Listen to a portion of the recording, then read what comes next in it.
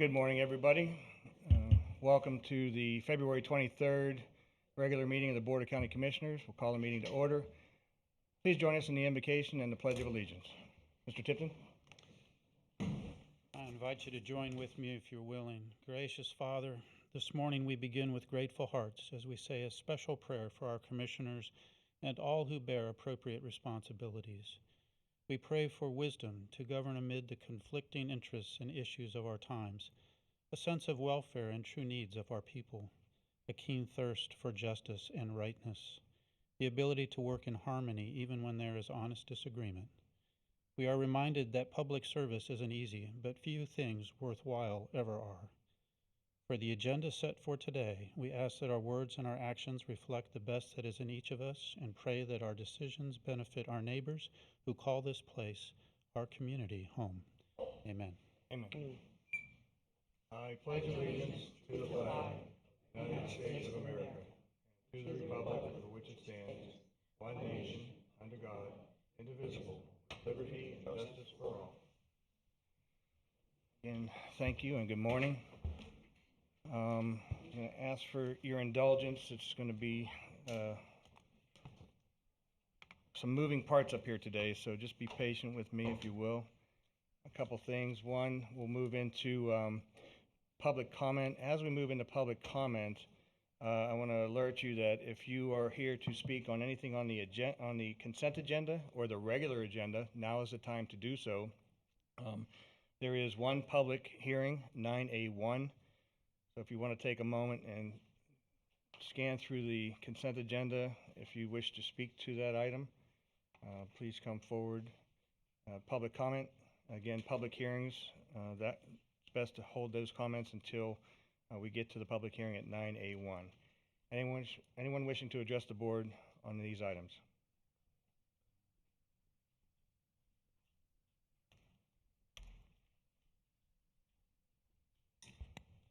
And I do have a few public comments that were emailed to which I believe one of the individuals is here, so I will not read that. Mr. Trewen?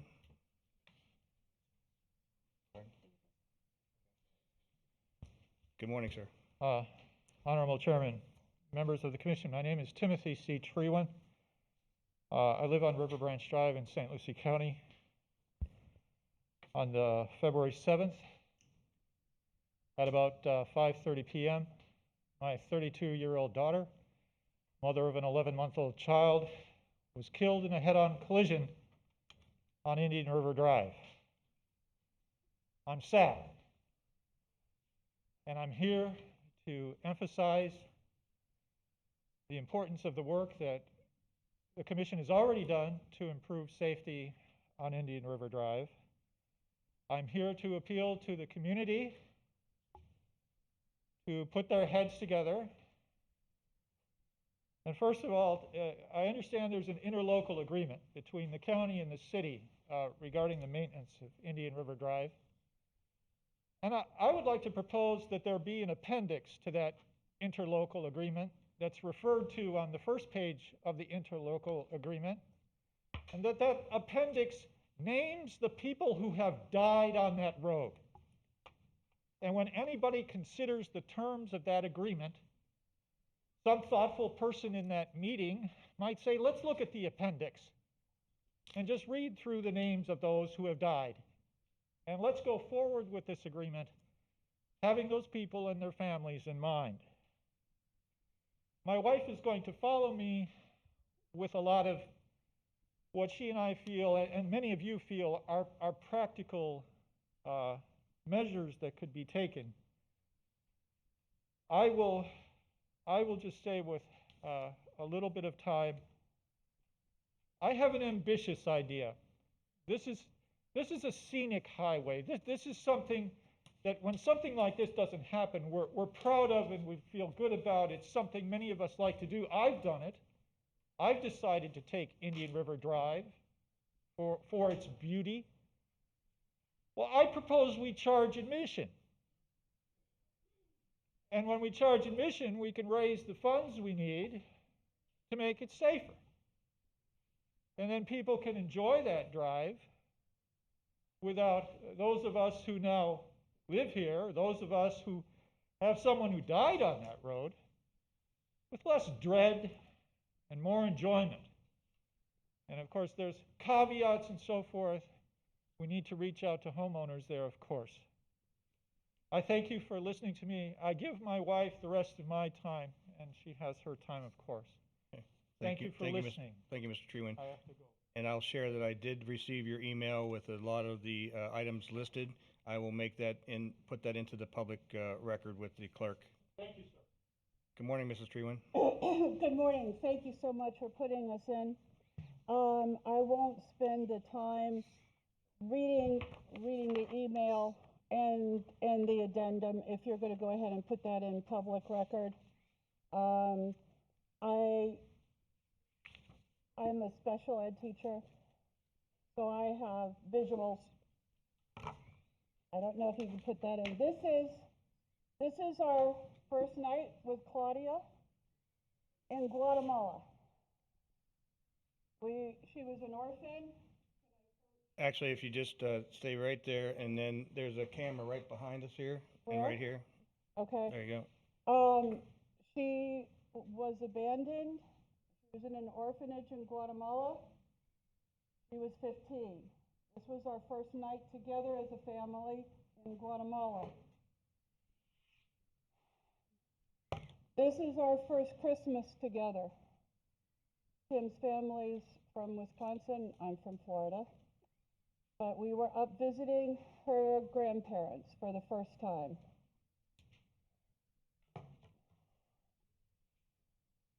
It was her dream to be the first person in her biological family to go to college.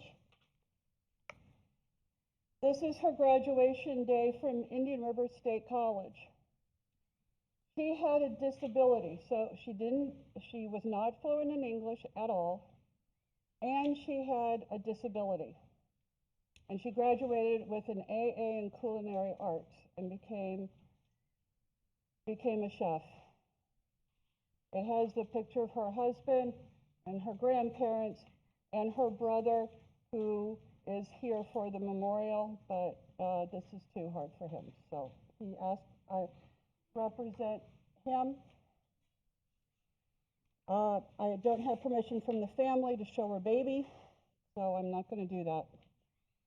Of all the different things that are in here, I'm going to read my son's portion. Our son would like to emphasize on Instagram and Facebook the general attitude towards long stretches of empty road and the presence of radar signs entices young adults and older motorcyclists to race. Indian River Drive is specifically talked about because the speed limits are not enforced and people are not getting tickets anymore. People are saying that there is a significant lack of law enforcement on that road, and it is noticed, unquote. He asked that be constantly monitored either by camera or active law enforcement. Thank you. Thank you, Mrs. Trewen, and collectively, we all wish our condolences and sorrow for your loss. And I will be placing these with the clerk now. These are your emails with those same comments and other additional comments. Let me know what I can do. I'm tenacious. I teach special ed. Again, thank you very much.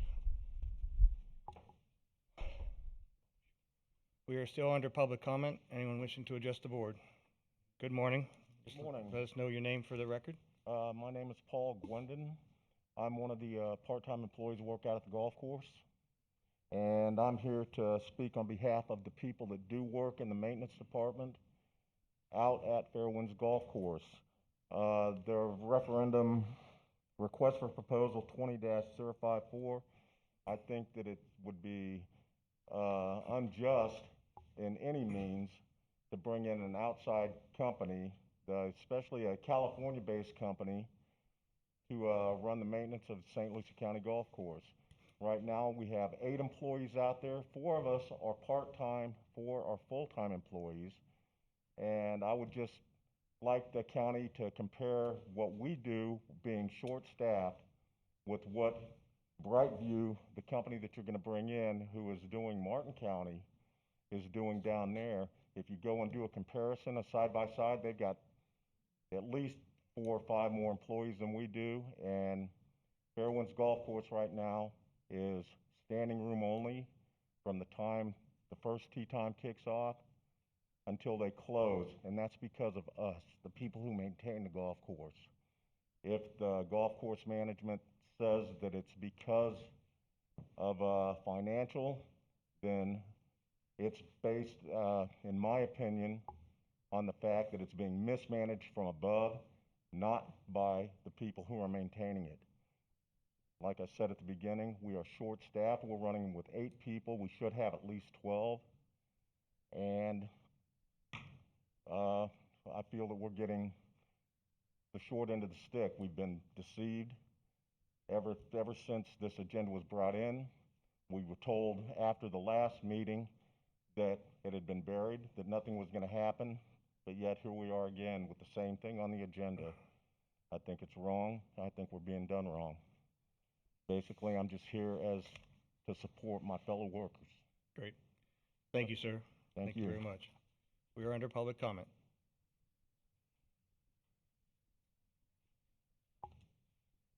Good morning. Just let us know who you are. Good morning. My name is Mark Kruger. I'm the mechanic at the Fairwinds Golf Course. Thank you for hearing us this morning. I just don't feel that this is the right thing to do to change the maintenance workers that spend there most of their lives doing what they do. Some of them, this is all they've done for 20 years. And for them to have to go to another job positioned into the county just isn't fair to them to start with. And, you know, I just don't see that this is the solution to the golf course. If the golf course is sustaining itself, why does the maintenance, which is not grossly overpaid to start with, none of these people are overpaid to start with, but yet they get up at 4 o'clock in the morning, every morning, and go to that job. I'm personally there at 4 o'clock every morning. And I love what I do, regardless of the pay. But I just don't see how changing maintenance only, and you got another half of this golf course that no one's even looking into. I just don't see this as the problem as being here, you know, and I don't think it's the right direction that St. Lucie County should spend their taxpaying dollar in the state of California to start with. So, thank you for hearing me. Thank you, Mr. Kruger. We are under public comment. Good morning. Morning. My name's Heather Buxton. I've been at the golf course in just a few weeks, 15 years. Don't really foresee myself going anywhere else within the county because I enjoy what I do there. Enjoy the people I work with. Kind of the same thing, you know, the other guys have mentioned, you know, how is maintenance the problem if it's a financial credential? Because we have been working short-staffed for years, and ever since the layoffs were done umpteen years ago, we haven't had any more full-time employees. It's all been part-time. You know, the other end of the tunnel, if it fails with this other company, it's going to cost the county more money to bring employees back in.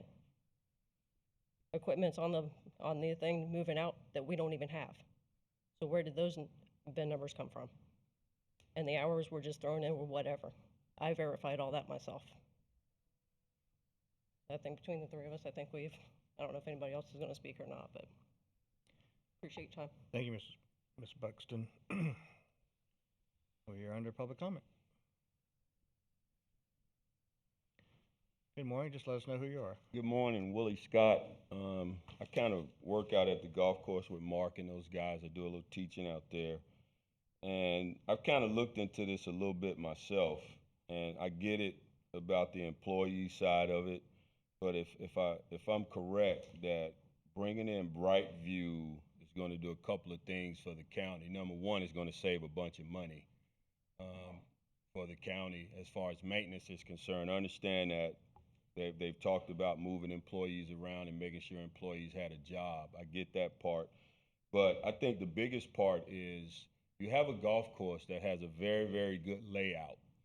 And I just firmly believe that anything you can do to make the maintenance, make the aesthetics of the golf course look better, that's the way to go. Unfortunately, in the golf business, I am in the golf business, outsourcing is the thing now. It's less headache. It requires less work for the GM. Based on Brightview coming in, I think Mark would only have to work with one person as opposed to a group of people. Brightview has a very, very, very good reputation for what they do. They are huge in capital improvements. And quite honestly, the Fairwinds is a good golf course. It's a great golf course, but I just think that it needs an overhaul. The greens need to be probably redone. Some bunkers need to be redone. And I got it, short staff, you can't do that.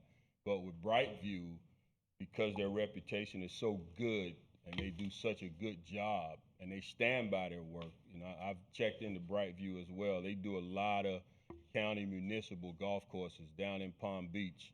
They do Okehele, they do Park Ridge, they do almost every course down there, and those courses are phenomenal aesthetically. They're very good golf courses. The golf course maintenance is very good. So I just think that it would be a wise decision to look into this a little further, come up with some solution that you could bring Brightview in, because they will do a good job. They'll do a phenomenal job. Thank you. Thank you, sir. We are under public comment. Good morning. Just let us know who you are for the Jackie record. Fitzpatrick, 7003 South Indian River Drive. First and foremost, I want to congratulate Chris, Kathy, Linda. Successful campaigns. It's been a while.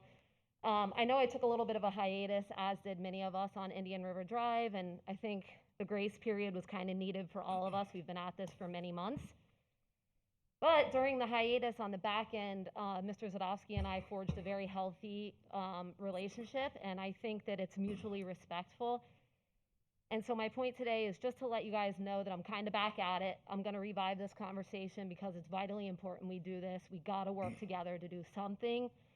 And I'm with you guys. I'm here, whatever you need. If you need my help, please tell me what it is. I just want to continue this successful relationship. I know there's hoops. We all got to jump through, but we got to get it done. It's just so important. The growth is not stopping in St. Lucie County, and it's up to us to really make it safer for everyone on the drive. So thank you for everything you've done so far. I also want to publicly acknowledge the $250,000 budget add-in for this fiscal year. That's awesome. Again, I think that's another fine example of us all working together, and it's very much appreciated. Ms. So Fitz, that's it. the item is coming later today. It's not a public hearing. However, do you have a position on the components that the staff is looking to bring forward in phases? Number I one, haven't seen it, but I'll look at it, and yeah, I haven't seen it on the it's agenda. basically the same ones you've seen in the study. Let's do it. And then the other was there's going to be a question as to the board to move funds forward to fast forward some of those additional changes. We're going to have that conversation later between the board, do but it. I just want to see what Indian River Drive is saying. Awesome. I think everyone just kind of wants you guys to help us forge a path. Let's do something. We're willing to have that discussion, and I'm looking forward to hearing you guys discuss it. Okay. Thank you, ma'am. Thank you guys so much. We're still under public comment. Anyone wishing to address an item on the consent agenda or the regular agenda, now is the time to speak. See a gentleman coming forward. Good morning. Just let us know who you are for the record. Good morning. I live at 1029 South Indian River, and my name is Arnold Scotto. I live probably 50 yards from the most recent fatality. And as I was pulling out of my driveway today, there was a St. Lucie County school bus that it came within 2 feet of my car, probably going 60 miles an hour. Every day, there's a car traveling I shouldn't say every day, I should say every 20 minutes. Somebody's going 60, 70, 80 miles an hour. And I would challenge anybody here to show me 1 mile stretch of a road from my house where there's been 4 fatalities in 1 year. And it's not even a debatable issue, it's unbelievable. that a two-lane highway, or two-lane road, I'm sorry, with a 35-mile-an-hour speed limit, 1 mile stretch has had 4 or 5 fatalities that I know of. And I'm sure if you go all the way down the drive, it's a problem. And it's not even commercial traffic, it's not trucks. I mean, the school bus was a shock, but it's everyday people traveling to or from work, and they think that's a major thoroughfare, and it's not. It's not a highway. There's no shoulder on the side of the road. There's nothing. There's no room. I mean, people every day hit garbage cans, hit trees, curbs. It really needs to be addressed. And 4 fatalities in a year, 2 years is pretty bad in 1 mile stretch. And that's all I have to say. Mr. Scott, we have an agenda item today. Are you supportive of moving the safety items forward? Yeah. Thank you. We're still under public comment.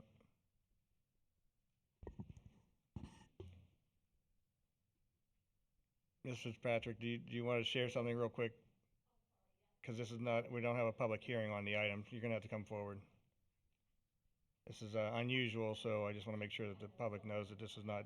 Right way to do things, I'm sorry. Where on the agenda can we find those items? Because we do have a few members in the back of the room, a few residents in the back of the room that are curious. It is 8I6, and then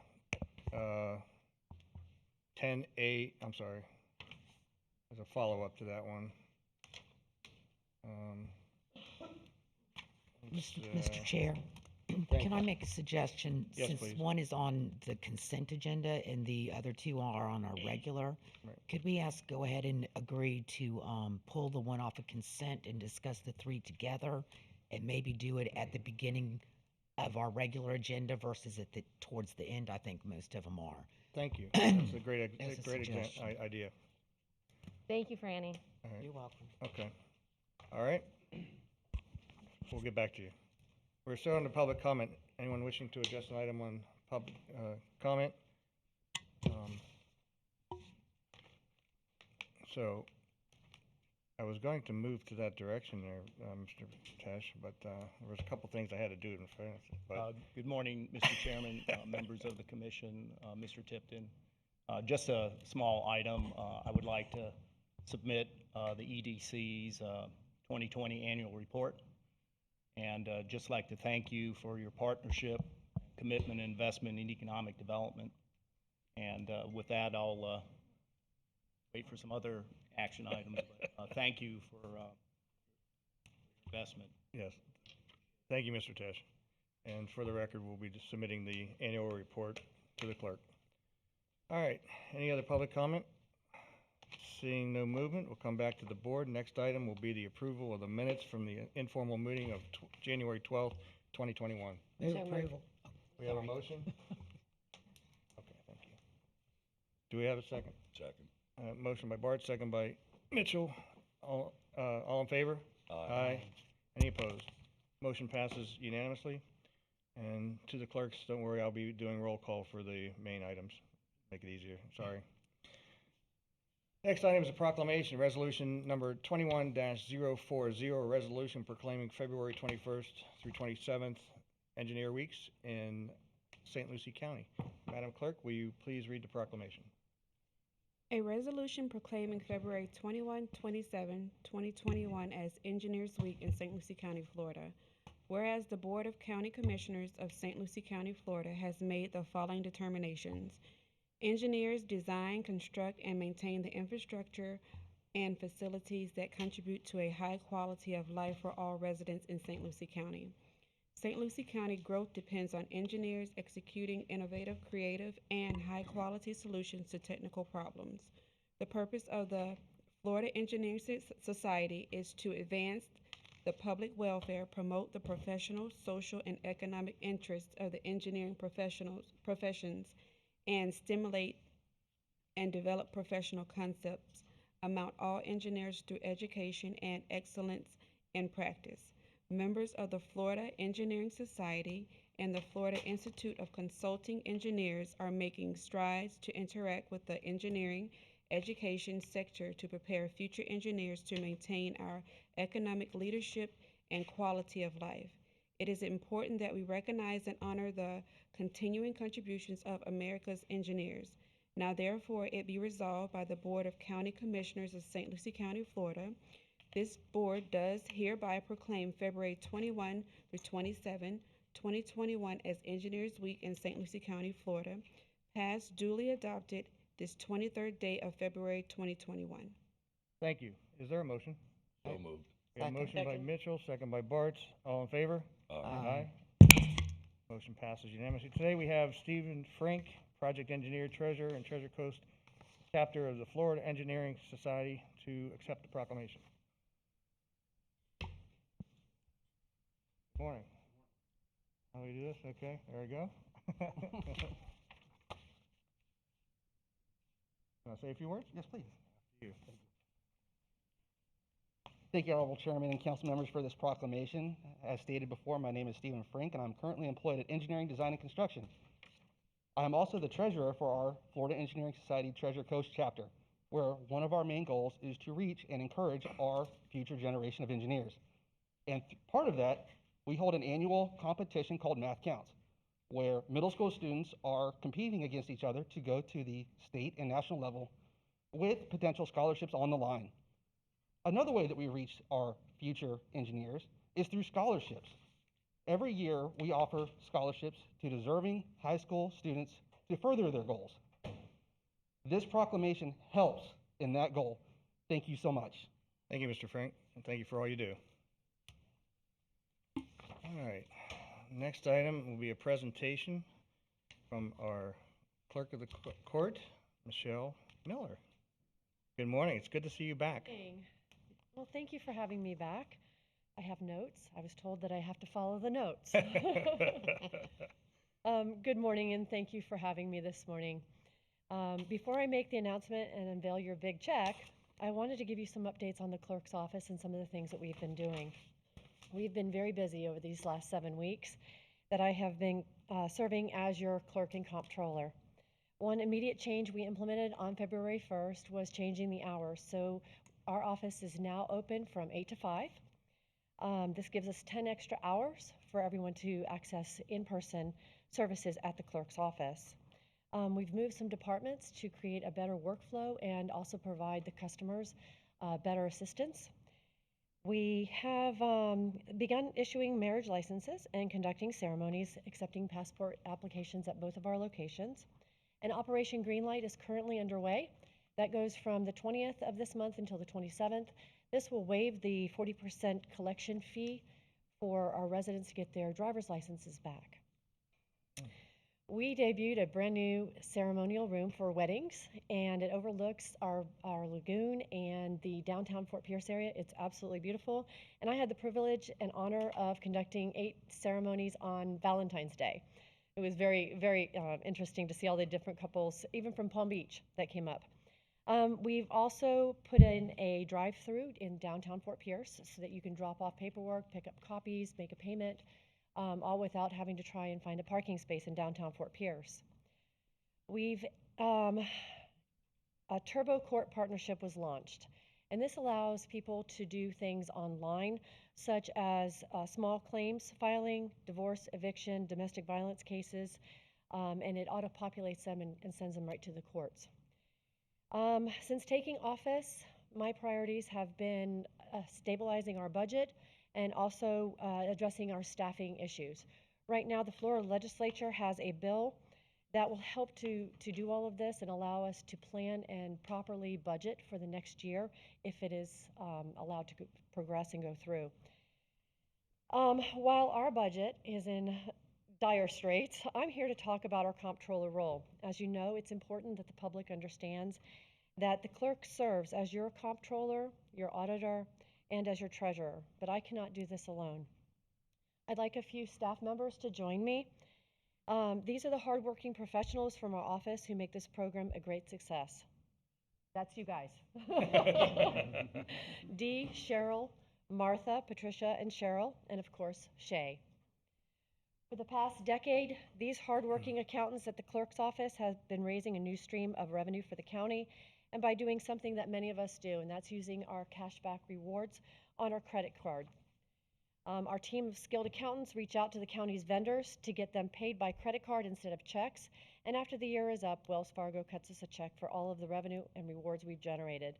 In 2020, this program generated over $203,000. Yay. And put it up. To date, the program has raised $1.68 million for taxpayers. So I don't know if you want to accept the check. Are you kidding? Where are we going to lunch? I know. So- Yeah. Do you want to do a picture here in the front? Sure.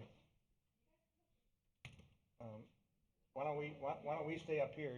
You be here, and that way we can. You guys want to get in here, or?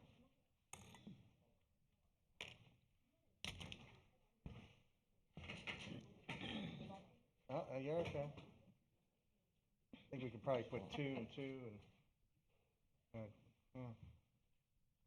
somebody. Anyway, there we go.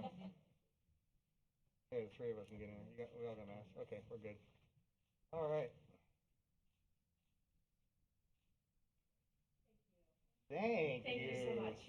No, really, my pleasure. I'm taking that to my office. Who are you kidding?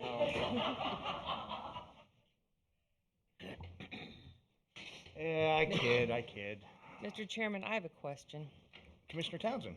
Clerk Miller, in the past, the clerk's office did a shredding thing, and I've had some emails of some residents wanting to know if that's going to be brought back. Do you know that you're going to be doing It is. It'll be back in October. Okay. We didn't want to do it before then because of the COVID issues, and we figured by October most people would have their vaccinations, and it would be a much safer time, but we already have that tentatively scheduled for October. Okay.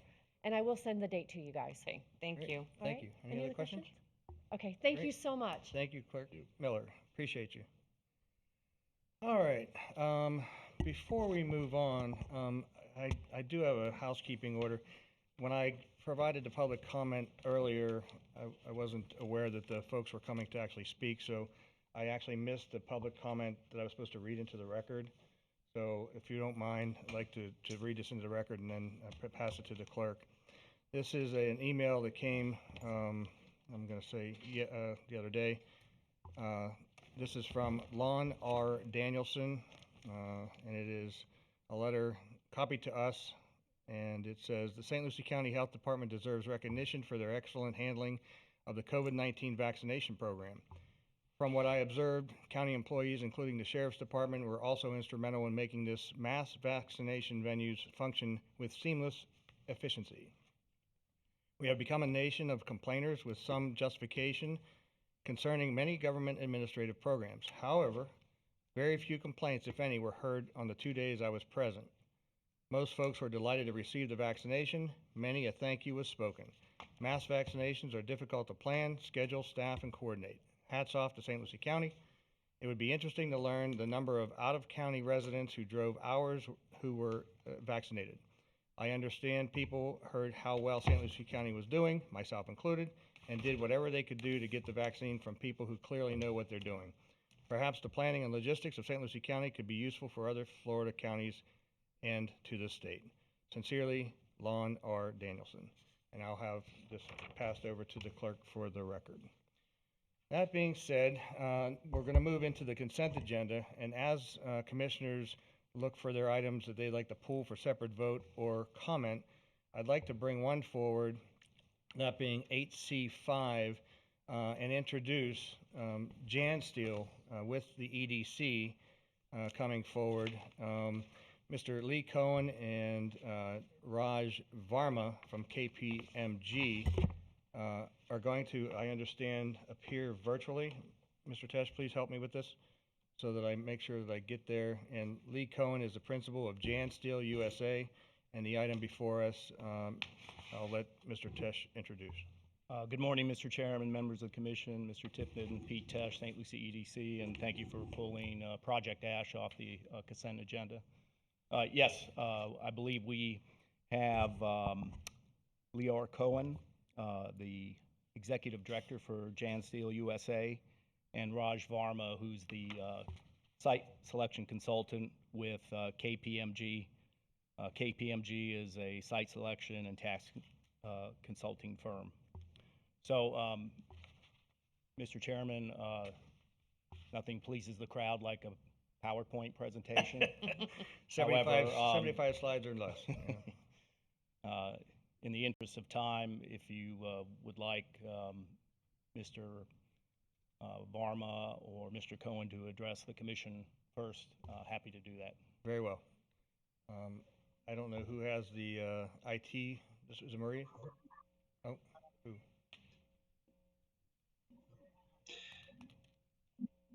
Thank you so much for having us. This is Leor Cohen. I feel very excited to be a part of Port St. Lucie. And we are waiting for the time to open up, hopefully, a nice, large manufacturing facility.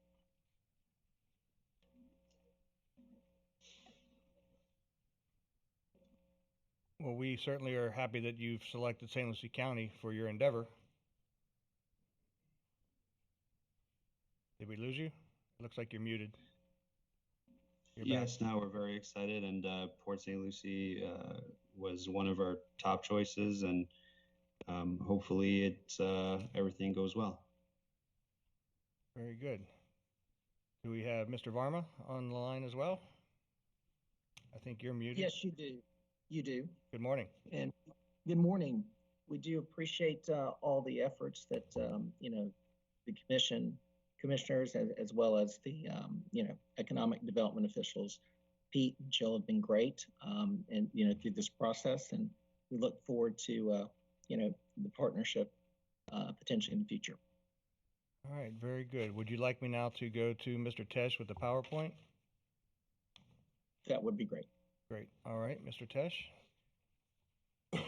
Thank you, and being technologically challenged, as you so well know, if you give me a second to have the Yeah, I think brought up. we have to take that one off the screen to get to the next one. Can we reduce that one?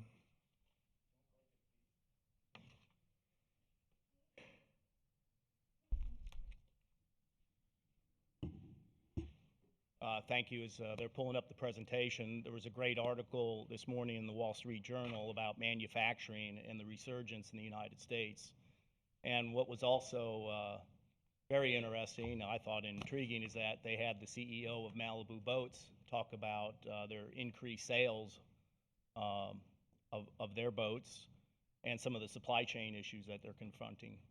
But, as we've always talked together, manufacturing has made a comeback in the United States.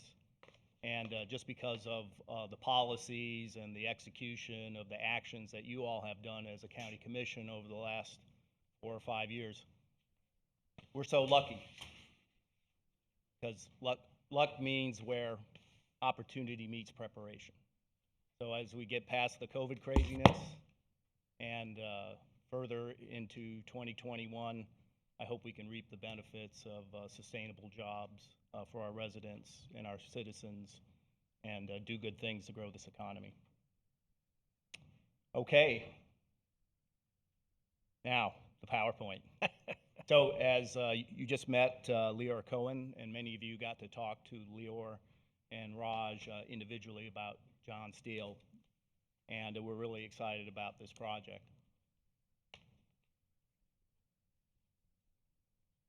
Oh, thank you. You're welcome.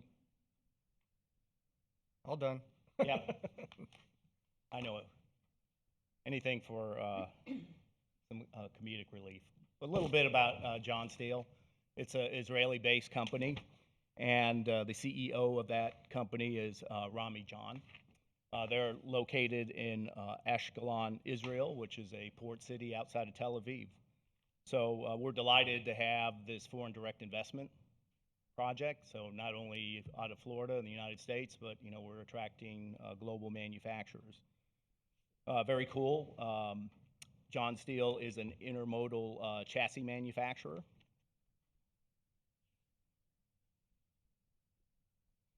And as you can see, they do a variety of different transportation products in terms of trucks and trailers and tankers and other types of related product to that end product. They like to be located near the ports And obviously, Florida offers that opportunity with our transportation network and our port system up and down the eastern seaboard. John Steele was established in 2004. They have 60 employees. It's a privately owned company, and it's the #1 heavy equipment manufacturer in Israel. Their location is at the Midway Business Park, right there on I-95, Midway and Glades Cutoff.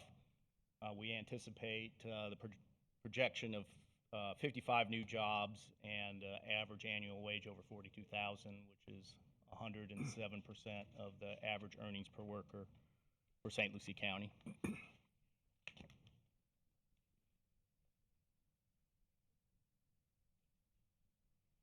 Jill Marassa, the VP of the EDC for new business and retention and expansion, in her spare time did a economic impact analysis for us. This is using the IMPLAN economic modeling system with input outputs specifically designed for St. Lucie County. This project will generate a little over $3 million in new construction and new jobs of indirect, direct, and induced of just over 83. Labor income of 3.4 million and a total output of 21.9 million. So definitely a manufacturing operation that has robust multipliers and economic impact for our community. We appreciate the close coordination with county staff and then also the City of Port St. Lucie in developing this package. We appreciate the good work of Peter Jones, Leslie Olson, and Heather Young in bringing this information in the form of a resolution. A couple weeks ago, we were in front of the City of Port St. Lucie for their portion of the incentive package, which includes expedited site plan review and fast-track permitting, ad valorem tax exemption, and impact fee mitigation. Today, we request the similar package from the St. Lucie County Commission with the ad valorem tax exemption and the road impact fee mitigation, along with the job growth investment grant.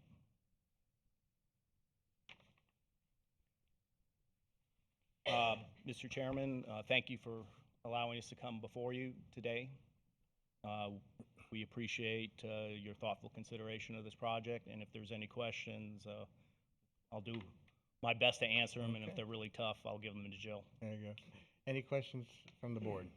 I see no questions, but I will, as we always do here, Mr. Tesh, as we talk about, this is not a cash giveaway of taxpayer dollars. This is simply an incentive of tax abatement, and those incentives only come when the investment comes.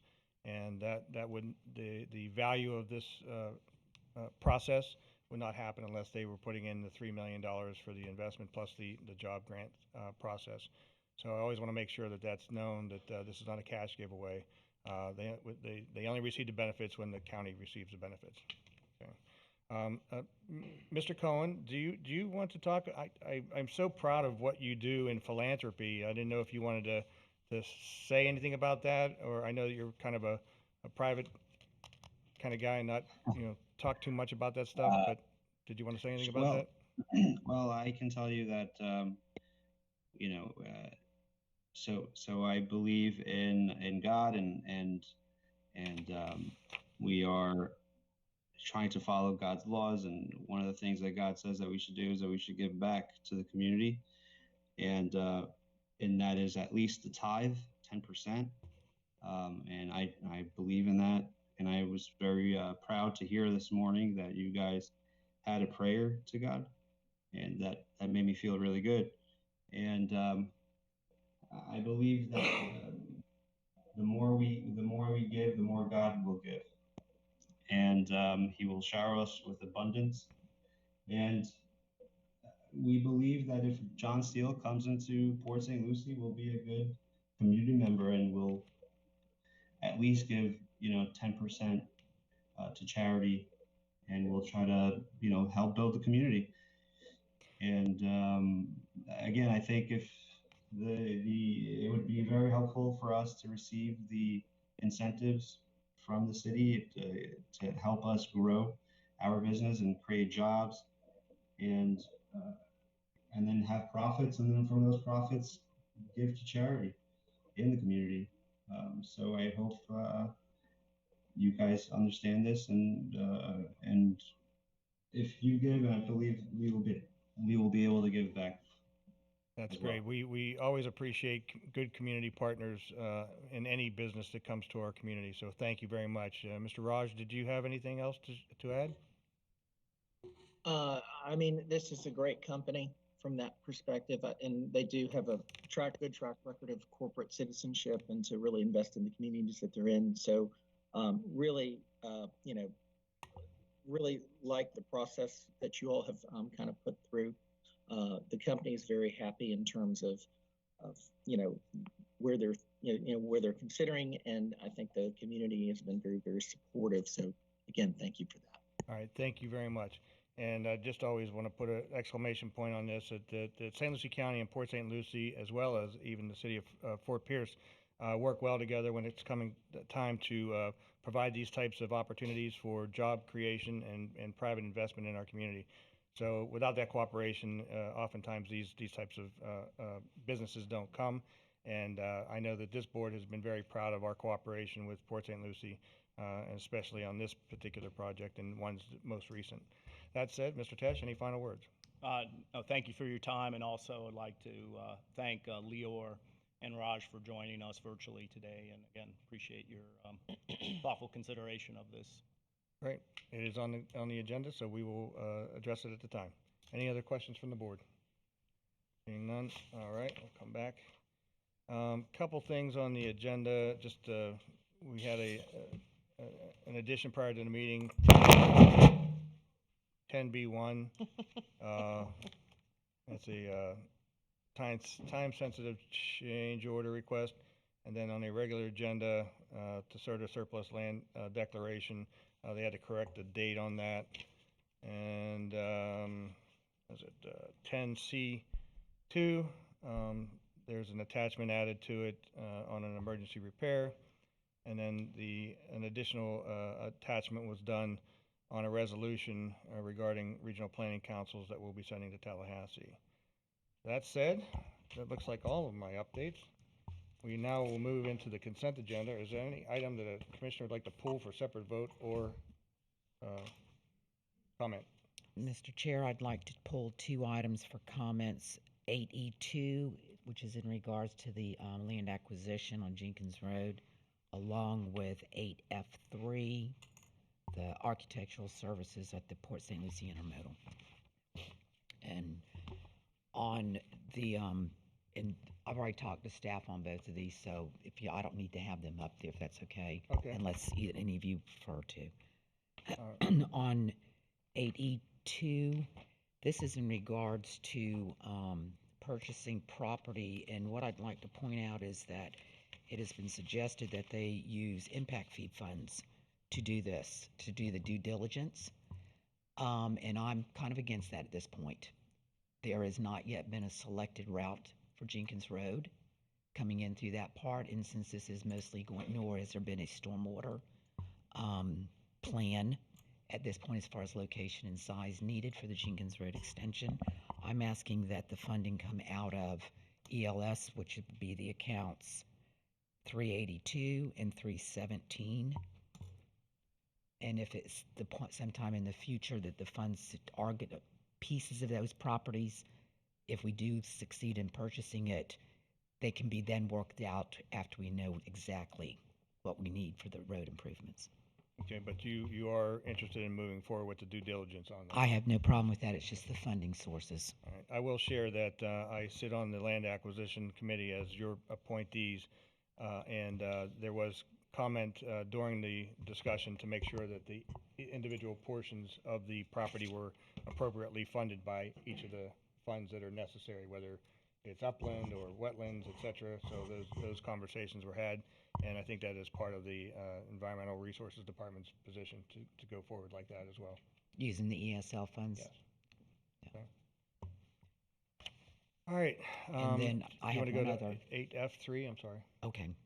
On 8F3, and this is not anything, my comment isn't really so much related to the professional architectural services, but I just wanted to know that this is being proposed to be built on the Port St. Lucie city property. Is that correct? Yes, ma'am.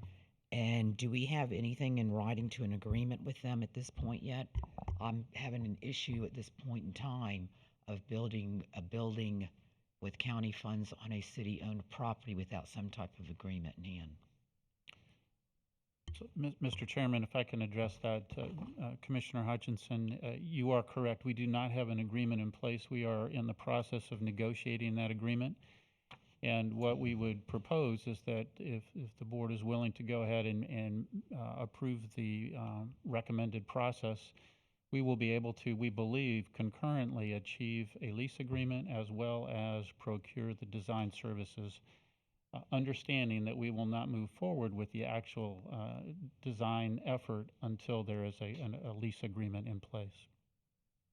All right, I'm happy with that. Okay. Commissioner Mitchell? Yeah, just to follow up on that, Mr. Tipton, that would be a long-term lease, correct? Yes, sir. Commissioner Townsend? You know, I was going to pull the same things as Commissioner Hutchinson, so we're on the same page. Okay. And that agreement comes back to this board, correct? It does, yes. All right, so for the clerk, when we come back to the consent agenda, we'll ask to have that amended. 8E2 will be amended to include funds to do due diligence with the ELS funds, 382 and 317 funds, not impact fees. And then the 8F3 amended to reflect that it will require a lease agreement, long-term lease agreement, before it is approved down the road. So that is the amendments to those consent agenda items as of right now. Any other items that anybody would like to pull for separate vote or comment? Mr. Chair. Commissioner Townsend. I know that you're probably going to recognize this, but there's so much going on this morning. We always like to recognize the infrastructure sales tax thing. So the Melville Pond and the Midway Road Goods Cutoff Milling Project is paid by the half-a-cent sales tax. I'd like to recognize that, please. Thank you so much, because I do have a lot going on over here. Mr. Chairman, I would like to follow up too. It was a recommendation that the board move 8I6 from the Public Works consent agenda to the regular agenda, joining County Attorney 10C 6 and 7. That all has to do with Indian River Drive. Okay. Yeah, we so had done that at the beginning. We'll pull those two together so that the clerk get that. We're bringing 8I6 to the 10C 6 and 7 portion of the agenda, and it's coming off the consent agenda. Welcome to your first day. I was just going to say that, you poor thing. Okay, well, let me see. So I've heard nothing else from the extra comment or vote. I am going to pull the Indian River Drive, and that is, we already did that. That's what we just did. 8I6, we moved that over. Very good. And let's see if I have any more notes here. You talked about the sales tax items, and it looks like I'm done. All right. Mr. Chair, if you're done, then I'll make a motion to accept the consent agenda. Second. We have a motion by Hutchinson, second by Townsend, with the amended components of 8E2 and 8F3. Any other comments or questions on the item? Hearing none. All in favor? Aye. Aye. Any opposed? Motion passes unanimously. Okay. I'm going to take a breath here. So we're moving on to... All right. Mr. Chair, before we might need to ask the county attorney, but I know when I asked that we move the one consent agenda in regards to Indian River Drive, if we could just move all three of those up before we start the public hearings, if that's okay for us to do. There's quite a few people sitting out here from the city of Fort Pierce and everything else. Okay. I really appreciate that, Commissioner Hutchinson. So we are moving those items up, and they are in total, we have 8I6, 10C 6 and 7 as those three items. Is that correct, Commissioner Hutchinson? That's what I have, unless Okay. another commission wants to add in. Mr. McIntyre, do you have anything to share? Thank you, Mr. Chairman. How would you like to handle that, the order? Do you want 8I6 first? That's a Public Works item. followed by the county attorney's items, which also are public works related. Is that your preference, sir? I think that would be best, as long as you're good with that, since you're Yes, sir. being the presenter. Mr. West and Mr. Good will be presenting 8I6 to the board. Good morning, Mr. West. Do you want to introduce our guest? Yes, good morning, Commissioners. I'm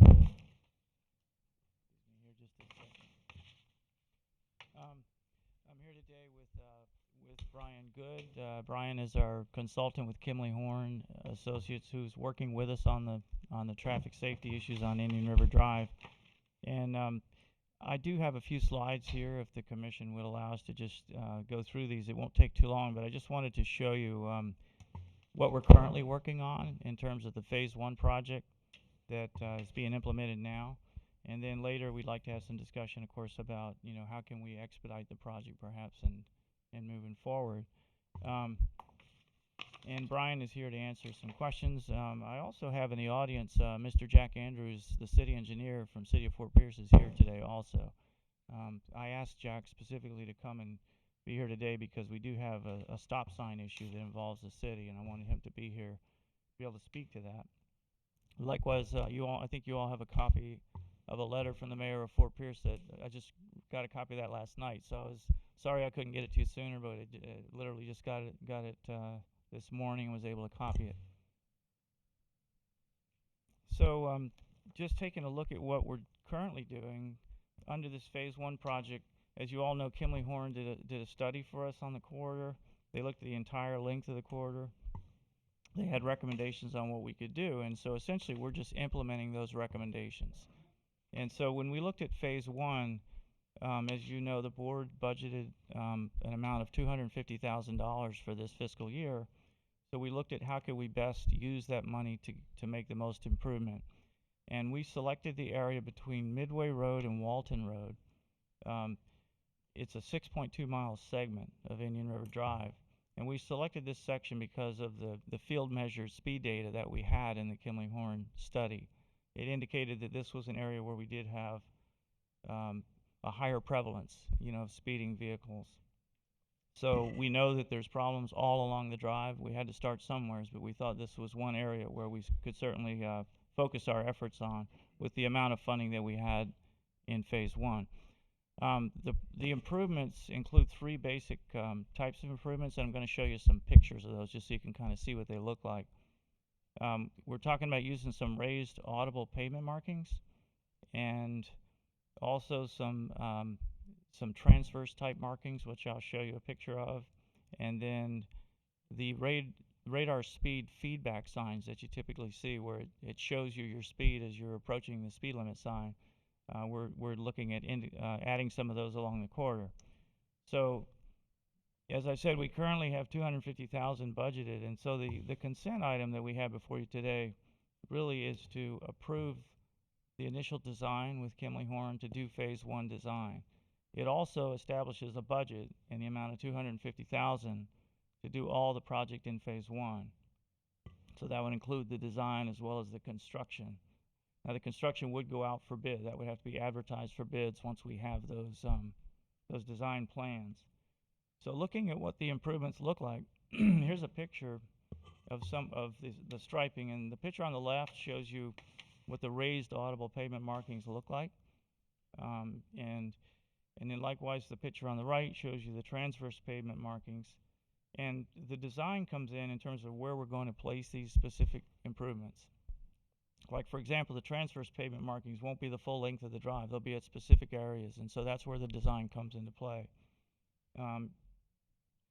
And then this is a picture of the radar speed feedback signs. I think everyone's pretty familiar with these. They've seen these around. And we'll be placing these roughly about every mile along the drive. There'll be one northbound, one southbound, about every mile.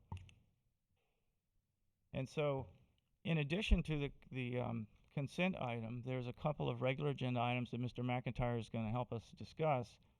And, you know, this goes to the three-way stop sign that we installed at Walton Road about a year ago. We put a sign, three-way stop sign in there. We did a study. We thought that this would be a good pilot study to help with the safety on the drive, and we've had really good success with that project.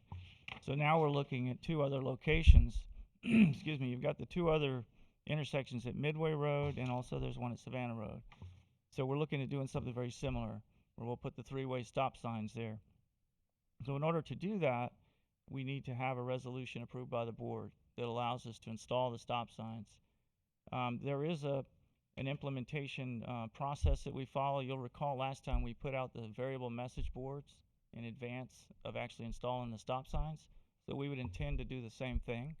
You know, we'd put the message boards out and let the public be aware that we're planning to put a stop sign there in the future.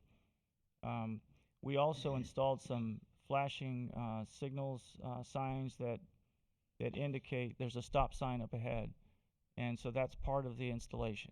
We would do the same thing at Midway Road and Savannah Road, because we don't want to just put the stop sign there without that warning, so people know that they're approaching it.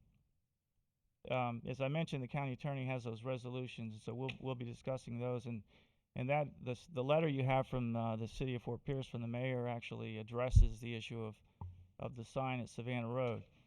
So the issue with Savannah Road is there is an interlocal agreement between the city and the county. I know you're all pretty familiar with that. I think you have a copy of that as well, and it indicates how the responsibilities fall in terms of the traffic. So the road itself, Indian River Drive, the county actually owns the pavement and the roadway. But back in 1982, when this interlocal was put together, it was determined that it made logical sense, since that portion of the road from Savannah Road North, that falls in the city jurisdiction. It just makes sense for the local jurisdiction to have control over the traffic signals, the traffic signs, the striping, that kind of thing.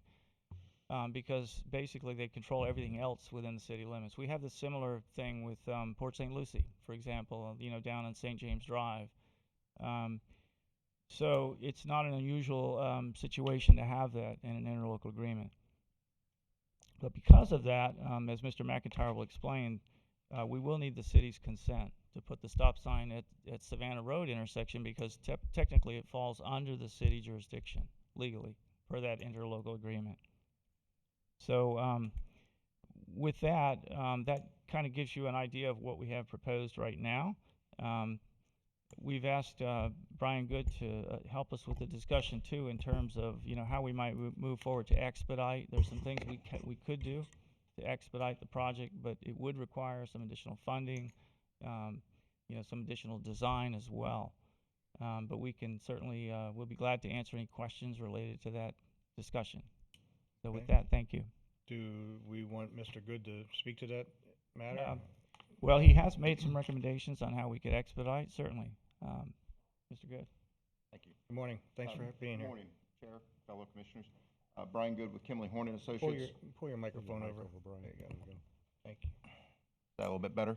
Much better. So staff has asked us to propose ideas, mechanisms that would allow the county to implement the safety and traffic calming improvements along Indian River Drive at an accelerated pace. So the work order that's before you this morning is for, as Mr. West described, the 6.2 mile stretch of the drive between Walton and Midway Road. So that leaves approximately 7 miles outside of the initial phase. So one of the proposals that we put forth to staff is we could include phases 2 or 3, depending on how the county desired to proceed, and bid that concurrently with the phase 1, as the scope of work is virtually identical. So we would establish quantities, unit prices, and we would be able to competitively bid that scope of work. If we were to do that, that would afford us some time to move forward with a survey and the development of the remainder of the plans, while the county would be enabled to solicit bids from contractors for the entire corridor, should the county desire to expedite the improvements for the entire 13-mile stretch. So that's what we had put forth as a mechanism that we could implement that would allow the county to bid phase 1, solicit bid alternates for the portions outside of phase 1, and establish a construction cost for that at that time that the county could move upon should they so desire. So as part of those phases, to where you suggested from Midway to Walton, you have the southern portion, and then you have the northern portion, which was indicated in Don's conversation about how the city of Fort Pierce manages the maintenance and the striping and traffic flow on that section. Which sections are you speaking to? Are you speaking to the southern portion first? So And or the way that we would recommend is we would have phase one, which is we describe between Walton and Midway. We would have a bid alternate phase that would be to the south, that would take us to the county line, and then I believe there would be two phases to the north. The remainder within the county jurisdiction, and then the portion that falls within the city of Fort Pierce limits. So we could develop quantities and specifications for those different segments, so that we could solicit construction bids, and the information would be presented before the board to take action upon, should you desire. Well, as part of this conversation, I'm not going to put Jack under the gun here, but you know, we do have the interlocal agreement. We'll have to abide by that. Just kind of looking, there is a cost associated with that. Is there any chance that the city would participate in that? Because I think that we're going to have some conversation about that if everything holds true from the last 10 years that I've been here, that we make sure that each of us, you know, participates. So I'm not going to ask Jack to give a firm, but is there a possibility based on this letter that the city would participate in helping fund those improvements? And you may have to just go back to your board and say, can't do much more. But because I think that the board deserves to be able to understand what they may be moving forward with today. And with the interlocal agreement, you know, we've stood by that with each of the cities, of course. So I think that'll be a consideration for the board to think about as we sit up here today with these items. Did you want to complete your thought, or are you okay? No, for sir. Questions? That concludes the Okay. information I have. Any questions from the board? Commissioner Mr. Chair, Hutchinson. could I please, I need to go back to some comments that were made, so I guess I have a better understanding and so forth, because I'm getting conflicting information. You made the comment that you were looking to put in that phase one on, and I'm going to go back to what you originally started with, that 6.1 miles of the flashing speed limit signs on each side every mile. And then the comment was made that as you approach the stop signs, there would again be a flashing sign. Okay, stop right there. I'm not worried about, the cost is a whole different ball game. The right-of-way issue is a whole different ball game, if we've even got the right-of-way to place it. I cannot imagine, as bad as that road is now, and somebody who hates driving through construction zones, especially at night, where you've got everything flashing at you to distract you from actually staying in the lane, that is ludicrous. If I'm gonna, eventually I will ignore those lights as I'm continuing down the road and focus right in here. So the stop sign warning one is going out the door. So can you tell me what the concept is and why that's being recommended? It's nuts to me, not only for the people that are going to live there and see those lights flashing constantly, but then also for the driver that's going on there. Commissioner Hudson, can I understand better your thought? Because I think there are two parts here. One is the temporary flashing signs and before the stop signs get unveiled. It says a stop sign will be coming forward as a note. No, my way out. That's why I'm trying to Okay. get clarification, because yes, there's that one that goes out there on a message board, basically thing. But then it was one that was going to go up there to warn permanently as you approach it. No different than they've put out there, DOT's put out there at Midway and Okeechobee Road. All right, well, back to Don. Yes, and Commissioner, you're correct. I mean, those flashing warning signs, they're still out there at Walton Road. We put those out. We had the message boards up originally just to let people know we were going to be putting a stop sign there, because it is a complete change in character on the drive, so naturally we want to give warning.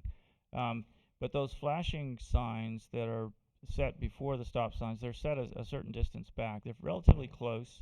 I mean, it's not a mile. It's more like about 1,000 feet back. It's a practice. It's a good practice, a recommended practice to do that when you install stop signs in a new area where they have not been there before, because they'll get surprised by it. They're used to their routine. once the stop signs have been there for a long period of time, and I don't know exactly what that long period of time would be, but those flashing warning signs, they could be removed, but we think it's a good practice to follow until people get used to the stop signs, because now we're talking about 2 additional intersections. And Mr. Chair, again, those ones I'm not near as concerned about because Okay. they make sense. Right. It's the flashing your speeds, that's telling your speeds going this way, this way, this way. And you look at Right. putting those every mile on both sides of the road. Well, those are more of a feedback sign. It gives you your speed. If they're not going. reading a speed sign now, do you really think that's going to stop them? I mean, Well, let's let me be look- practical. Yeah, let me let Brian weigh in on that as well. Okay. So, Commissioner, if you could bring that image of the sign? Sure. So the sign provides a video sign, if you will, telling the driver their speed they're traveling relative to the regulatory posted speed. And it's been proven that the utilization of the sign does result in a greater adherence to the posted traveled speed. Another benefit to the sign is that the sign does collect speed data on every vehicle along the corridor, and it has the ability to be accessed either remotely, should the county elect, or you can go out and download the traffic data. And what communities typically do is they use that data and provide it to the sheriff's department for speed enforcement to identify areas where there is greater departure from the regulatory posted speed for the corridor. So the signs do have proven to induce slower vehicular speeds, greater adherence to the posted speed on the corridor. As far as the flashing, it is an LED sign. It's not similar to the warning lights, if you will, associated the temporary lighting for the stop sign. If your concern is about the illumination associated with it, it is an LED, and we can provide additional information regarding the lumens associated with that sign, but it is an LED posted sign. The letters are approximately, that we're looking at, are probably 15 inches in height. Commissioner Hutchinson? Okay, I'll let the other commissioners speak and I'll comment to it. Commissioner Mitchell? Yeah, just one question. When you put these stop signs in, I've seen it's more customary than not anymore. You'll see little orange like flags hanging off that stop sign saying, hey, this is a new stop sign. And it does alert you. I've seen it in my neighborhood. Would that also be included? We could do that. We didn't do it before on the Walton one, but I mean, that certainly can be done, sure. I mean, anything that gets the driver attention, I think, is beneficial. That's it, Mr. Chair. Commissioner Bartz? So, Microphone.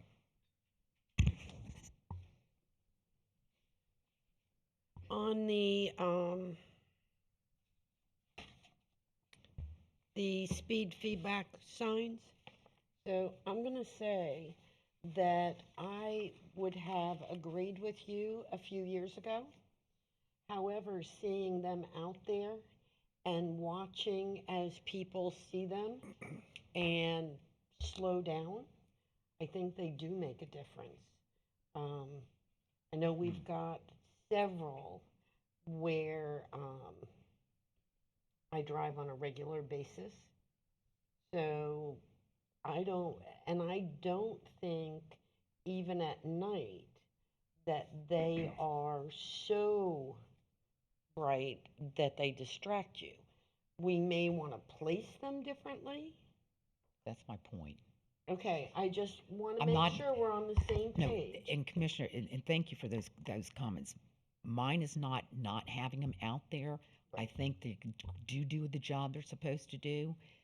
But what catches your eye, and I'll use the one because I use it all the time on Oleander, it's the only light there, and it does pop your eyes. Right. It makes you slow down if you're going fast, or at least check your speed.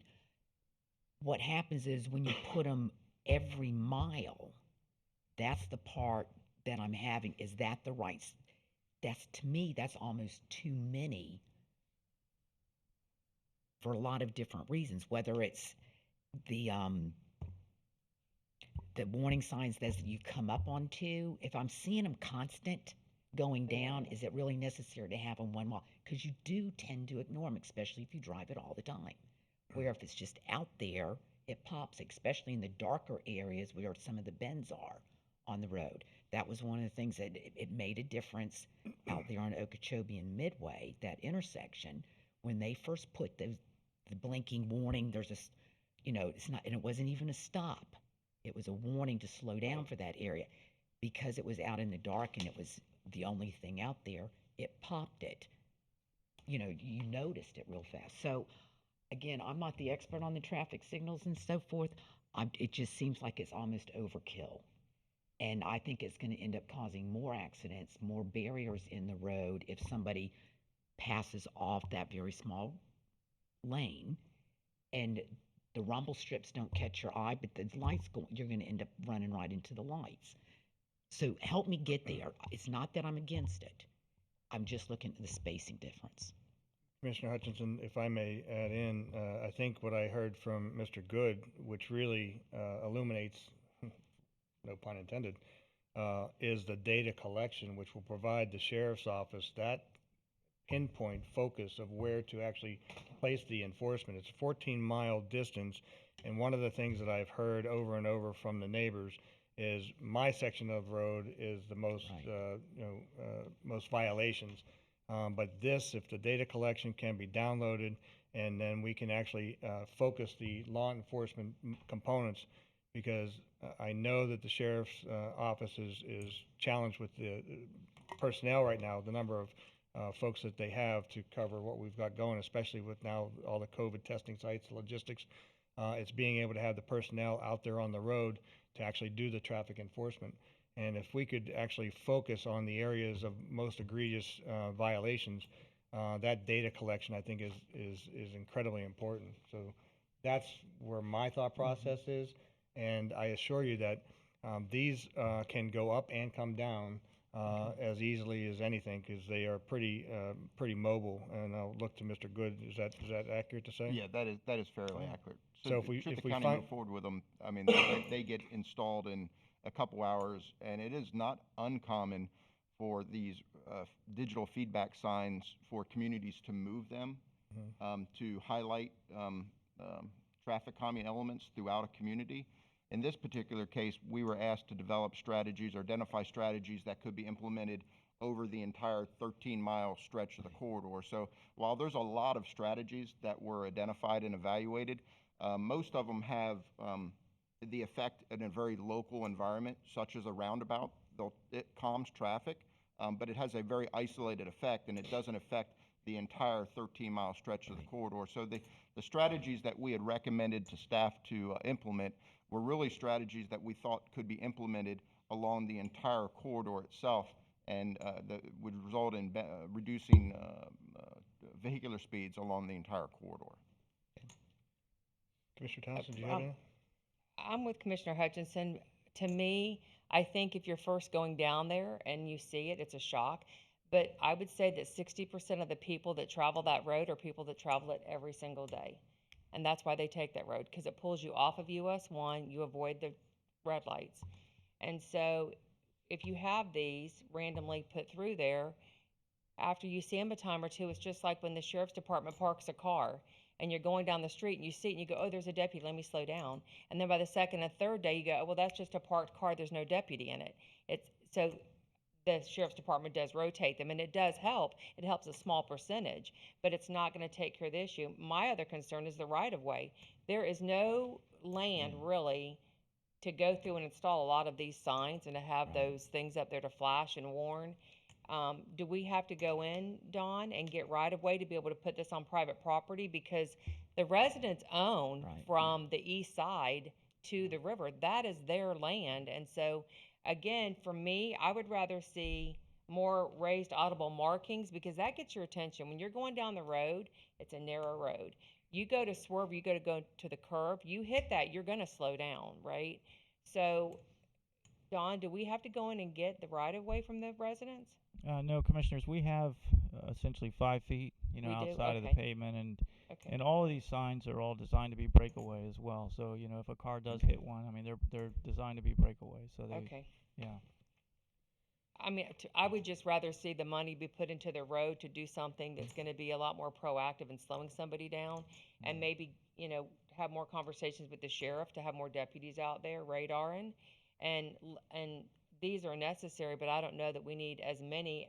I had another question too, is you kind of brought it up, Commissioner Zadowski, but also I need clarity to confirm that the city is going to pay their fair share of what is going into the city limits, and that the county's not going to pay that will be covered by the city of Fort Pierce. And I think that's part of the conversation going forward. But in the meantime, to the signs, We need to do something. you made a good point about the radar. The fact is that the sheriff can't be out there 24/7, and if these signs are the ones that are going to do data collection, downloading that information, and being able to identify the areas that need the most focus, those radar units then can be focused in the areas of the 14 miles, 13 miles that are most egregious. And then, that's where I think it helps us help the sheriff and his personnel be more effective. Again, I think that as part of this process, we could place them in a phase, and then as we look at the data and we look at the outcomes over a period of time, and we've done this before, where we've done 6 months, a year, and a look back and see what's the effect of these types of situations. I think maybe that's an opportunity that we do a look back, data information over a 6-month and 1-year period. That way it gives us an opportunity to implement safety items, and those that will work, we continue to move in place. Those that are not working, we adjust and move into something that may be different. Commissioner, Commissioner I'd Townsend. also I know we all have had this conversation, and I know that we expedite things according to, unfortunately, tragedy. I want to also let Mr. Tipton know, as well as Don West and their staff, I really think the overall long-term fix to this is we have to put in that extension over that we have talked about for so long, and that's not being talked about enough. We have to bring in that other road to pull the traffic from Indian River Drive. Indian River Drive is a scenic highway, and people take it, and the people that want to take it because they want to go slow and enjoy the view, they can't, because there's people right up on them pushing them to go faster.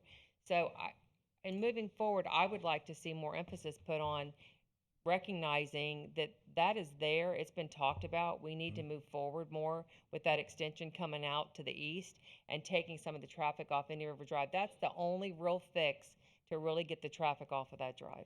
And Commissioner Townsend, you make a good point, and I will share with you when I've met with members of the Indian River Drive Safety Group and some of the other groups that have come up over the past 10 years. The Green River Parkway extension would be Leonard Road extension to come out to the far north, which would be an alternate north-south route. Right. It had been in the planning process and TPO for some time. It did get sidetracked during the recession, and those funds went away. I think it's been moved down on the TPO's priority list, but I think we need to bring it back in that regard. Commissioner Hutchinson, you were here for some of the challenges back then. I know that some of the neighbors over on the other side have a different opinion. Yes, there were. In fact, there's an agreement. One of the things that you didn't mention or may have forgotten, there's an agreement with Savannah Club on an extension of not building that, if I'm correct, Mr. McIntyre.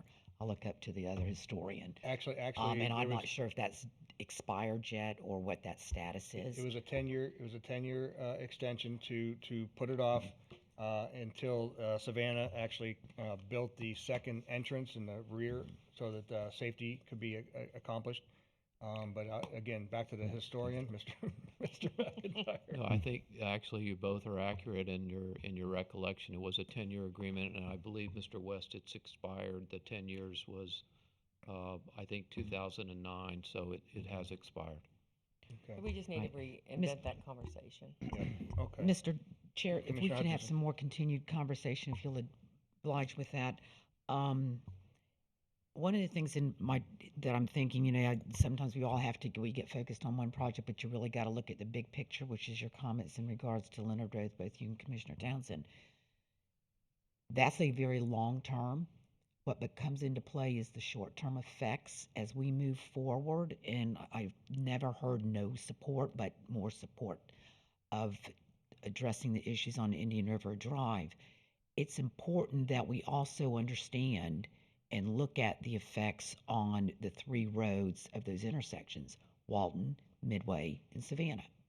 And the effect that if I'm going to start going down a road, I'm going to cut off, because I can tell you I get just as many complaints, and Gary was here, how many times I've had to call the sheriff's office over the speeding and so forth as you're coming off the drive onto Midway Road, and the speeding that takes place there without getting it, again, those roads are affected. Walton Road, I'm sure, is the same way, although I think it's slowed down a little bit on there since those stop signs have been put up. But if we're going to move forward with this, I think it's incumbent upon this board to instruct staff to start looking at those traffic concerns that are now popping up on Midway Road. A lot of people, whether it's because of the stop sign or not, have started coming through Midway heading up to US 1, or vice versa. They're going back down. Savannah Road's got a whole different calming thing because the road is so curvy, Right. and you've got the railroad tracks that really put a stop there. But there needs to be that part needs to be addressed, because of just as you come over the Savannahs, there's been accidents galore through that whole stretch of Midway east of US 1.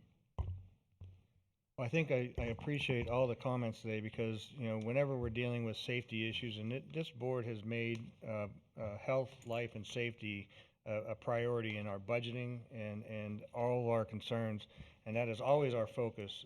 When we talk about millage rates and taxes and so on and so forth, we always project and focus our dollars on life, health, and safety, and this is certainly one of those. So we have 3 items in front of us. And so let me go to 8, as we'll move them one at a time. Mr. Chair? Where's that? If Mark?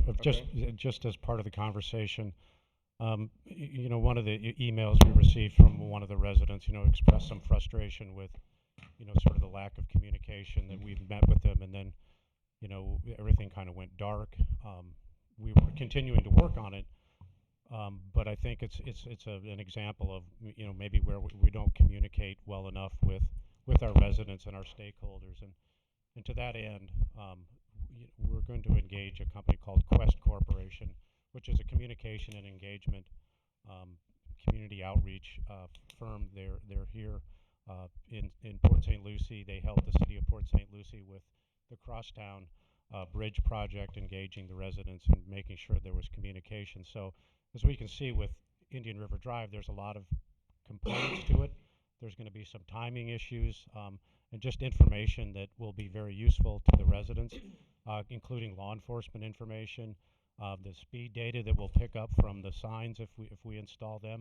All that information is really good information for the residents. So I have Beth Zoka from Quest. She's in the audience today. We're going to be engaging them on a pilot basis for this project.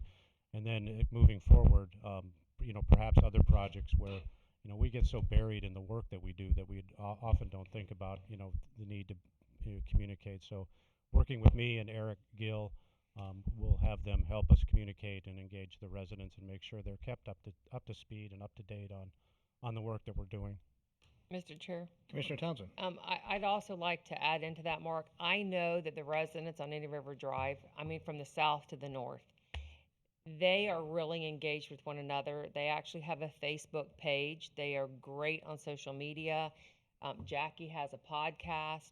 I think that if Eric could communicate with one of them, or even Mark, I think Mark is one of the gentlemen that's over the HOA, to have something where there is conversation between Eric and them, because the residents on the drive, they read those posts and they stay in contact through that social media page. So if Eric could just kind of push it to their page, or have a contact with one of the people that are the admins on that page, they'll all see it. So you're not going to get any better than that, and it's free.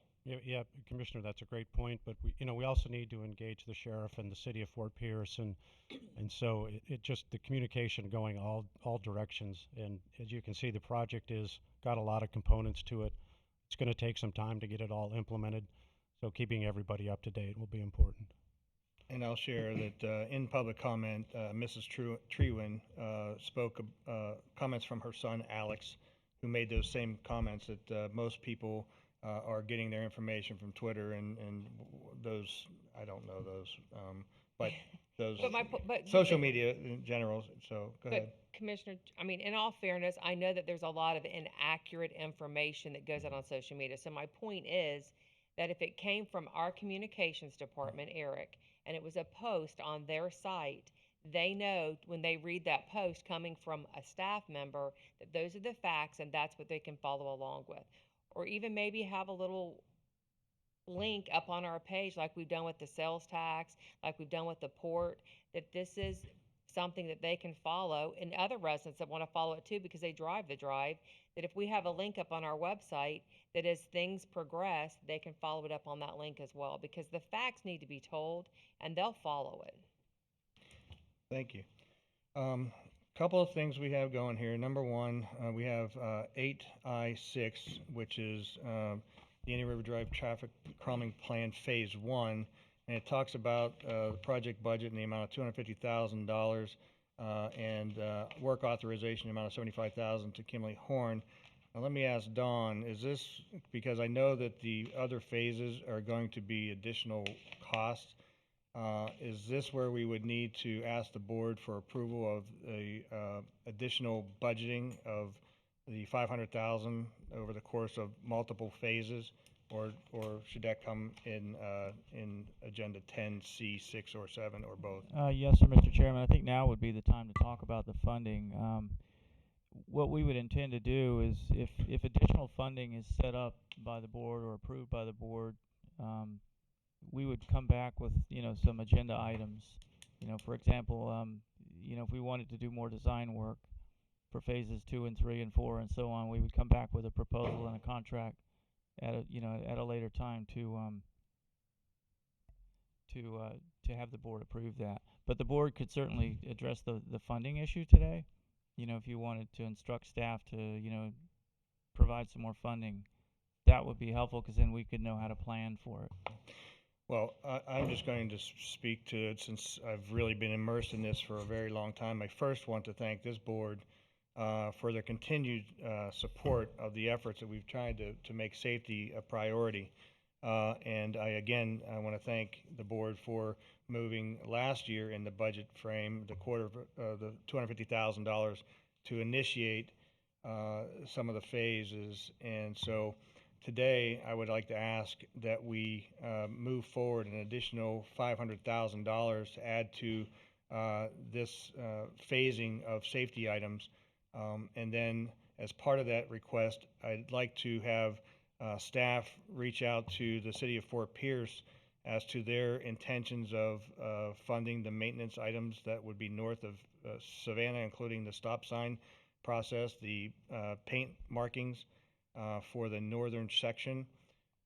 But as part of that conversation, and again, that'll probably just have to unfold with the city, if they're unable to front the money today or right now, would the city consider signing in the agreement us fronting those dollars with a repayment to the county for those cost of dollars for those maintenance items north of Savannah Road? It's a lot to swallow, but I think I've covered most of the concerns that each of us has with the cost of the maintenance improvements for north of Savannah, which are under the interlocal agreement. And we can look to the city's engineer to take that information back. Commissioner Hutchinson, you look like you want to say something. Well, I just like, and I don't have a problem with your idea, but I always like to get down into the details, because that's what this board needs to do, is may I find out first before I move any further along, where's that money coming from? I don't like robbing Peter to pay Paul. Mm-hmm.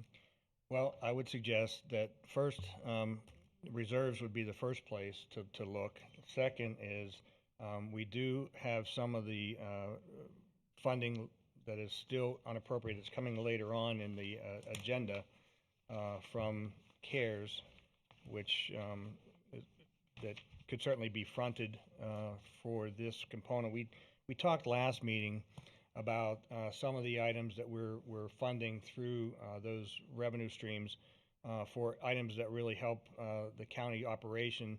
And here's an opportunity for us to actually invest in a neighborhood with those dollars for public safety. And I know that as part of those funding sources in the CARES side, it's being moved to public safety, which will ultimately be decided today whether it goes in the reserves or wherever it's going to go. So I'd look to Mr. Tipton for any advice on the question. So, Mr. Chair and Commissioners, when we talked about this last year through the budget process, it was a 3-year commitment, $250,000 a year, so a total of $750,000. That's what we would be planning for in each of the next budget allocations. What you're recommending, if I understood it correctly, is that you would accelerate the funding so that it all would come in year one, and the design and the implementation would be accomplished as soon thereafter as could be done.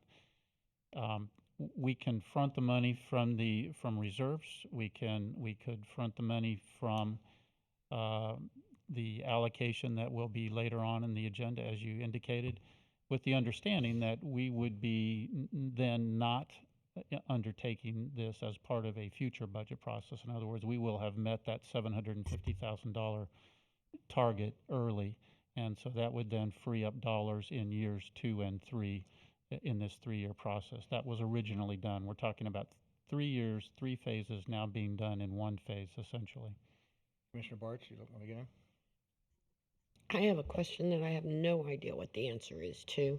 Since there is a scenic highway designation, and I don't want to delay this, but is there a possibility for grants to help us with this?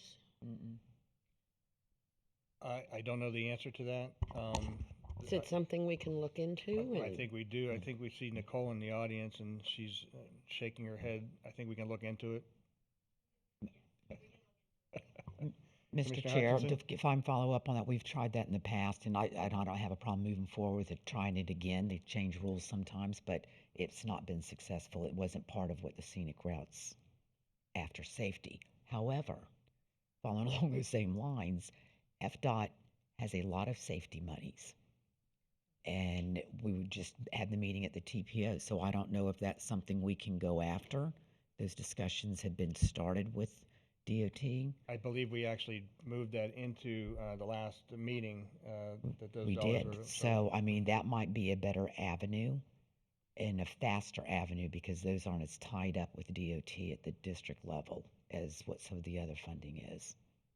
So I think that what I'm hearing is there's an opportunity to fast forward or front the 3-year budgetary $250,000 each of the next 2 years to this year, followed by looking into the scenic highway possible grants, but as importantly, to actually even maybe reimburse the budget, any monies we can get from TPO and FDOT for the safety items, as you've indicated, Commissioner Hutchinson.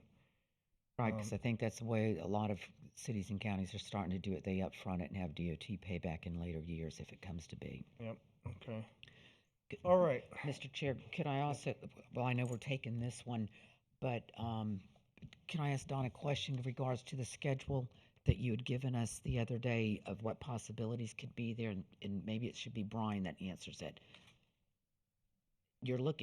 If you could tell me the months of here, because you've got the first one you've got for the 6.2 miles, the schedule's a 6-month time frame for plan submittal. Then if we were to expedite, it would cut it down by 3 months. But then when I go down to the additional section of the 7.5 to the north, it's back down to 6 months. Can you kind of explain that to me? Because I think the reason I'm asking is I think the public needs to understand just because we approve the monies, from a budgetary standpoint, does not mean we're out there doing it tomorrow morning. Mr. Yes, Good? Commissioner, if I may. So the original work order that was submitted to staff for phase 1 did have a timeline of 6 months. Subsequently, staff has reached out and asked us to evaluate ways that we can accelerate the project schedule. As such, we responded back that we could compress it down to 3 months or the 90 days, such that the county, should you elect to be able to go out for solicitation of bids with the 6.2 miles. What we would ask is if the commission decides to move forward with expanding the scope over the remaining 7 miles, that the project schedule would be, we would be able to bid the first phase in 90 days, or have the ability to bid in 90 days. While that is being bid, we would have the 3 months remaining to develop phase 2 construction documents. At the beginning of the presentation, I discussed ways to accelerate the schedule by identifying it as bid alternates in the initial phase. So we wouldn't have specific construction documents, but we would have quantities that would be projected out over the remaining phases. As the work is virtually identical, the striping, installation of sign, it's just the specifics of the location of these various elements along the corridor. We believe that a contractor could provide a unit price for those expanded scope elements. So if should the commission move forward, we would be able to go out the bid within 90 days from notice to proceed. And then should staff, commission rather, elect to include phase 2 or the subsequent phases, we would, it would be a 6-month for the final construction documents of those subsequent phases. Okay. Is No, that- I understand that. I just I want know to I'm make sure saying a the lot of- commissioners and the public understand that too. Okay. Commissioner Mitchell, sorry. I'm just going to tell you, I fully support doing all 3 phases now. The cost of construction never goes down. You have deaths that are, one death is too many. And our job here is to preserve and protect and for the life and health and safety of our residents. Of course, looking for any funding resources that we may possibly get or grant opportunities, and working with cooperation with Fort Pierce, but time is of the essence, so I fully support all 3 phases now. Thank you, Mr. Chair. Okay, again, I'm very grateful to the board and their support, and I know that the neighbors on Indian River Drive are very grateful. I will ask that the neighbors help us be cooperative when the time comes to actually put these items in place. There will be equipment that will need to be out there, maybe some driveways that might need to be used to help us get people to the actual sites in which provisions will be placed. So that, and then also their patience. On the term of patience, I get it. We've been working this for a very, very long time. Indian River Drive is a very constrained. Once was an old wagon trail where they collected pineapples and moved them to market. It hasn't much changed over 110 years. It is a paved road, but it has its constraints. And I will reflect too that I want to point out that some folks think we've been dragging our feet, and that's not the case. I want to reflect that those folks who've looked at this are engineers. They're licensed. They have criteria that they have to meet, to which I respect. And moving this forward. We are moving forward in a resolution process, which is a planning exercise, and I respect our professionals. And again, Don, thank you and all of your professional staff for helping us move these things forward. That said, Commissioner Bartz. I only have one quick thing to say. I want to thank you for taking this on as the point man. I know that you've worked hard. I know that you've worked hard with the residents. I believe that you knew that we were all on board, but you took the lead, and you've done a great job, and I just want to recognize that. Don't make me cry. Don't cry. Okay. All right. So let's start with the first one. We have 8I6. With that, we're asking. Second. We have a motion for approval by Hutchinson, second by Bartz. That includes the upward, moving forward, the 2-year budget to. It would be, instead of 250,000, 750,000 to be taken from reserves or perhaps the CARES Act, as staff will update the board at a later date on how that was handled, but from one of those sources. And then also, we will look to the other funding from TPO and FDOT for the safety funds to reimburse those funds. Is that In accurate? cooperation with Fort Pierce. We can put that in the whereas on the next one. Okay, all right. Okay, so we have a motion by Hutchinson, second by Bartz. Any comments or questions on the item? Hearing none, will you please call the roll? Commissioner Mitchell, Yes, ma'am. Commissioner Townsend, Yes, ma'am. Commissioner Hutchison, Yes, ma'am. Commissioner Bart, Yes, ma'am.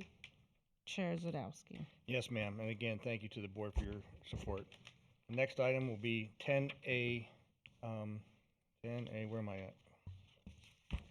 I'm sorry, 10C6 and 10C7.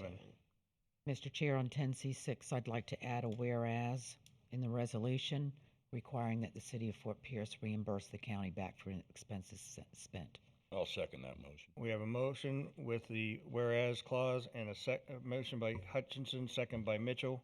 Any comments or questions on the item? Hearing none, please call the roll. Commissioner Bartz, Yes, ma'am. Commissioner Townsend, Yes, ma'am. Commissioner Mitchell, Yes, ma'am. Commissioner Hutchison, Yes, ma'am. Chair Zadowski. Yes, ma'am. Next item will be 10C7. Mr. Chair, once again, I'm going to comment. I would ask the board to approve giving staff direction to at least start considering the effects on Midway and Walton Road as these improvements on Indian River Drive come into effect, and what they can possibly be done to once again calm that traffic down. Second. So we have a motion with the comments as stated by Commissioner Hutchinson with a second from Commissioner Bartz. Any other comments or questions on the item? Hearing none, please call the roll. Commissioner Townsend, Yes, ma'am. Commissioner Hutchison, Yes, ma'am. Commissioner Mitchell, Yes, ma'am. Commissioner Bart, Yes, ma'am. Chair Zadowski. Yes, ma'am. Again, thank you very much, and to the residents, thank you for your patience. We'll be moving this forward, and cooperation along the drive will be incredibly important, so we appreciate you. Thank you, Mr. Good. Thank you, Mr. West. It's been a long road. Thank you. Thank you, coming. Commissioners. No pun intended. The next item will be 10D1. Is somebody here to take that one? I think, you have anybody? Matt? Mr. Chairman, Uh, did you want to go back to the public hearing first? Oh, you know what? Yeah, I'm sorry. We did move that forward, didn't we? Thank you. Okay. Whew. Let's go to, okay, now we're gonna go to 9A1. And Madam Clerk, are you catching our shifting gears? Okay. We're moving to 9A1, public hearing, county attorney. Thank you, Mr. Chairman. This item, as you indicated, is a public hearing. It relates to an ordinance establishing a stormwater culvert repair financing program, which the board has discussed on a number of different occasions. The county staff is recommending that the board consider a program to which eligible property owners can apply for and receive funding to improve and repair culverts, and then repay this funding through the imposition of a non-ad valorem special assessment against the property collected in annual installments on the tax roll. Participation in this program, if the board approves it, would be totally voluntary. Attached is a draft ordinance prepared by the county special assessment bond council that, if adopted, would implement the program. On February 2nd, the board granted permission to advertise. Staff recommends approval. All right. Any comments or questions from the board at this time? Hearing none, this is a public hearing. Anyone wishing to address this item, please come forward and state your name for the record. Seeing no movement, we'll come back to the board. Motion to approve. We have a motion by Townsend, second by Mitchell. Any comments or questions on the item? Just one comment. I'd like to thank staff for the hard work they put into putting this program together. It's going to be extremely helpful to the residents. Commissioner Bartz? So I am very excited by this program. It is a method not only to help the drainage in the neighborhoods, but to help people who are unable to come up with the money all at once to be able to get those things done. So it's a win-win for all of us. Okay. Thank you. Any other comments? I just appreciate that how staff's expedited it. Yep. Yes, it was definitely out of the box thinking, and I'm always so proud of our staff for coming up with new ways and means to help our citizens. All right, we have a motion and a second. Please call the roll. Commissioner Hutchison, Yes, ma'am. Commissioner Bartz, Yes, ma'am. Commissioner Mitchell, Yes, ma'am. Commissioner Townsend, Yes, ma'am. Chair Zadowski. Yes, ma'am. Thank you. All right, now, where am I at? Regular agenda. All right, this is going to be regular agenda item 10A1, and it looks like Mr. Tipton's up to bat. Thank you, Mr. Chairman and Commissioners. This is a follow-up conversation to the informal conversations that we have had on the use of these dollars. Mr. Jefferson is going to lead this conversation. Good morning, Chair, Commissioners. We had multiple conversations regarding these particular reimbursement dollars. Before you today is the recommendations on the remaining dollars. As you may recall, back in January, you approved about $6.3 million for us to move forward on some critical projects. We would like to get the board's support on the remaining dollars and allocations. Today we've heard about Indian River Drive. If it's the will of the board to utilize reserves here for Indian River Drive, we can make those particular adjustments. Mr. Chair, Mr. Hutchinson? can I follow up? I have a much better comfort level of using that particular reserves versus the county's general fund reserves. We're just going into hurricane season and stuff, and have worked very hard to start building that back up at the direction of the citizens' budget, and I'm not comfortable going in and attacking it when we're so early in the stage of getting there. Right. So as part of this conversation, I think, direction is what we need, and as I had conversation with staff, because we've been through this now multiple times through the informal and other public meetings, I think that there's going to be a continued need and reflection of these dollars, and looking to move it to reserves. I think it gives us the best flexibility going forward. But Alfonso, do you want to continue, or do you? Before you, we have a list of projects. Right now, you have about about almost $6.8 million in reserves based on the allocations that we have here. We have a list of projects. What that would do is just remove $500,000 from that $6.8 million. We'll create a project for Indian River to cover the remaining $500,000 for phase 1, 2, and 3. But the projects before you is to get approval on those allocation of projects and still maintain a level of reserves from the reimbursement dollars. Mr. Chair, I have Mr. a Townsend? question. I'm going to ask if we can pull a little bit more out of that. Because I agree, Franny. I'm a lot more comfortable taking it from this, but also because we have talked about the design of the water in Lakewood Park, since this CARES Act money is here, is it possible to take any of the dollars from the CARES Act money and apply it towards the design of the Lakewood Park water? Is that a question for me? Is that the board direction on how we use the particular dollars? Well, I would be looking to George on that. I thought we already applied the design, engineering and design in a previous budget. The only reason why I ask is because utilities being the enterprise fund, this being CARES Act money, which is a gift. George? Chairman, Commissioner, George Landry, Public Utilities Director for the record. I think what Commissioner Townsend is referring to is Lakewood Park's working towards getting to the point of balloting from SBU for water for Lakewood Park, and that's going to require us to spend a little bit of money in order to get that design put together to prepare those ballots, and we're in that process right now of going through the competitive RFQ for that. So that's that. If I'm understanding correctly, No, that's correct. That is what is being asked. Okay. Is there a specific dollar figure there, or? We will know that probably once we get through the selection of the firm, and then we get into contract negotiations. We'll have that number, so we could potentially come back before the board with that and seek this question at that point.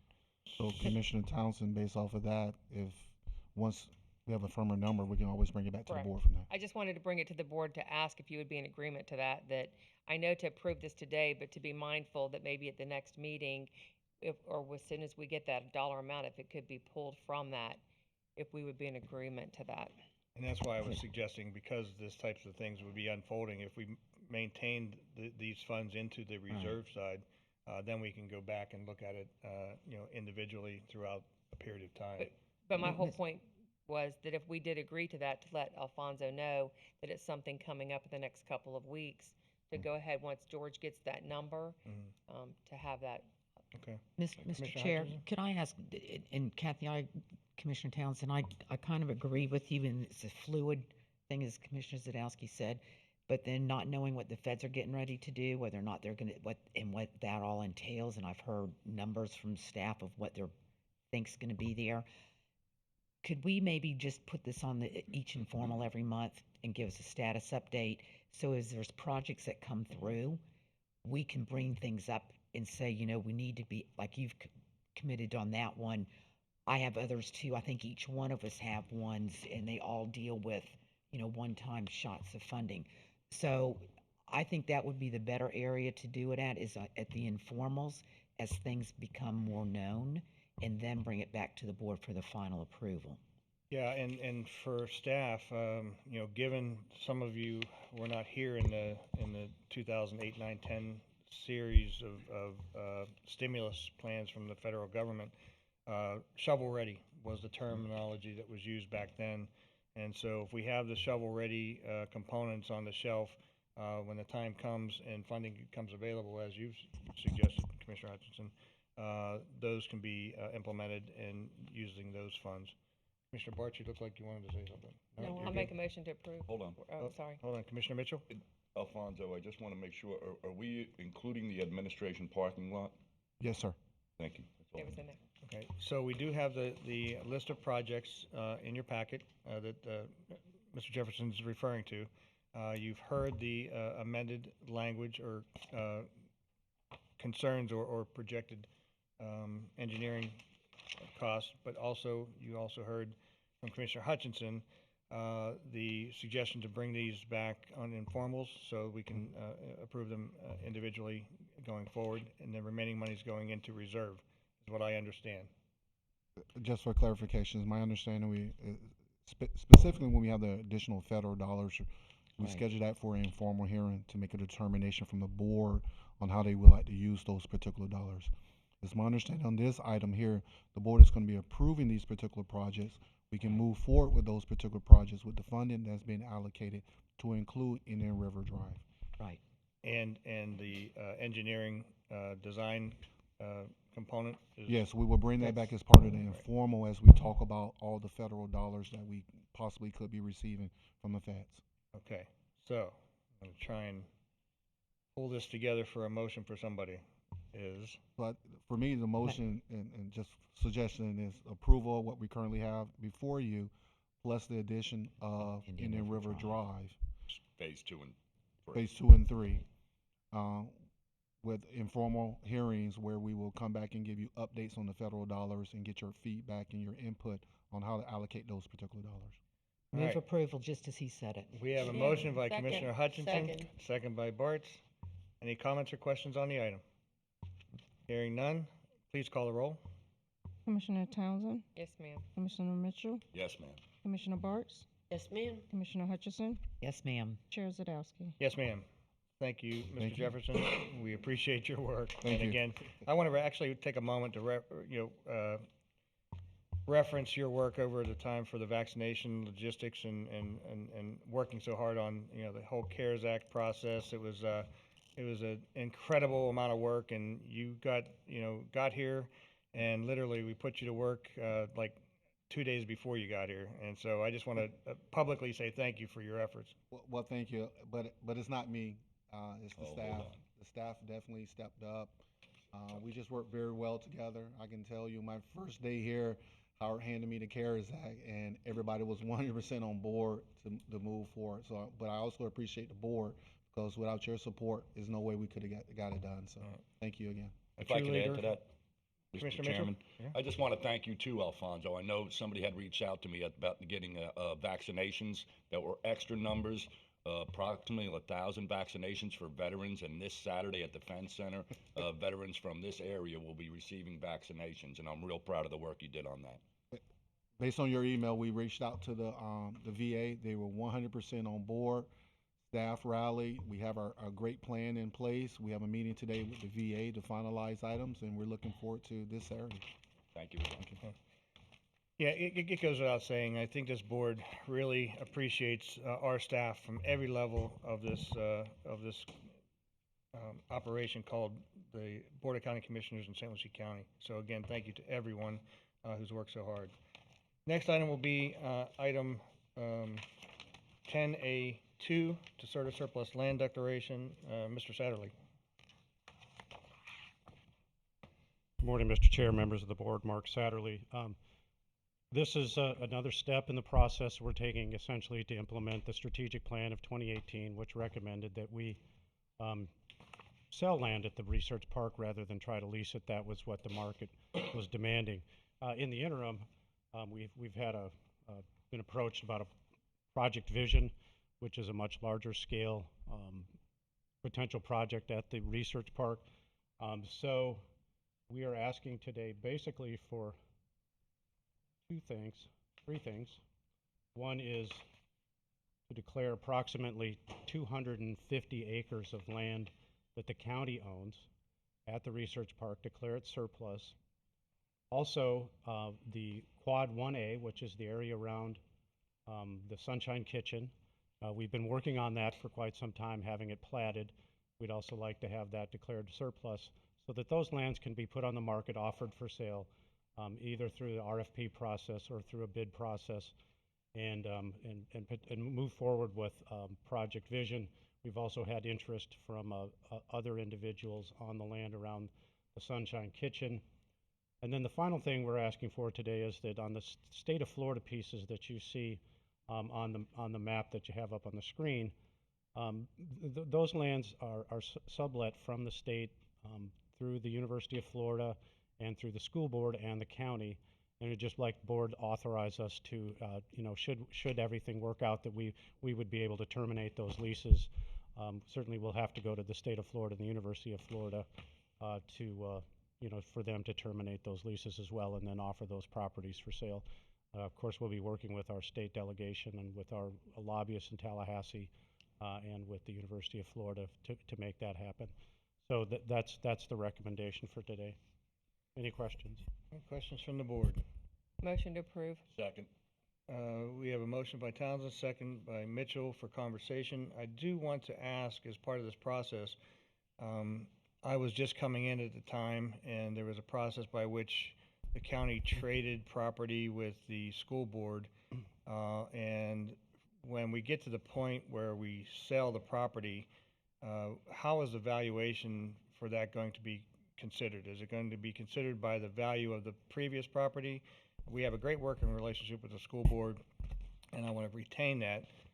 But when we take a piece of property that is not on a major highway and place it there, the value tends to go up. So I think I see somebody in the audience that may have some input, but I think that I'm probably ahead of the game in this conversation, that we're going to have to negotiate. I think you said that with the leases with the state of Florida and the school board. Is that correct? That's correct. And should the board authorize this today, we will be moving ahead with appraisals on all of the properties. We're going to even have the state parcels appraised, so we'll short circuit that. The state having to go through that process, because once we approach the state, then they have a process to go through, and we're looking at ways that we can expedite that activity. Okay, I just wanted to raise that because it was a situation back, Commissioner, I agree with you. I had the same concerns. Okay. And as do we, and we will be having that conversation with the school board. Okay, all right. We have a motion by Townsend, second by Mitchell. Any other comments or questions on the item? Hearing none, please call the roll. Commissioner Hutchison, Yes, ma'am. Commissioner Bartz, Yes, ma'am. Commissioner Mitchell, Yes, ma'am. Commissioner Townsend, Yes, ma'am. and Chair Zadowski. Yes, ma'am. The only other comment I have on that is when an agreement is made, and we had the presentation at the Fence Center some weeks ago, is that, and I made the comment to the folks that are presenting to us, is no intention to land bank this property for decades, where the property would become more valuable down the road. I think what we're all intending is that, the intention is to move this forward in a process by which the land gets developed sooner than later. If you So- ask Mr. Tipton, he would say we've already done a successful job of land banking the land.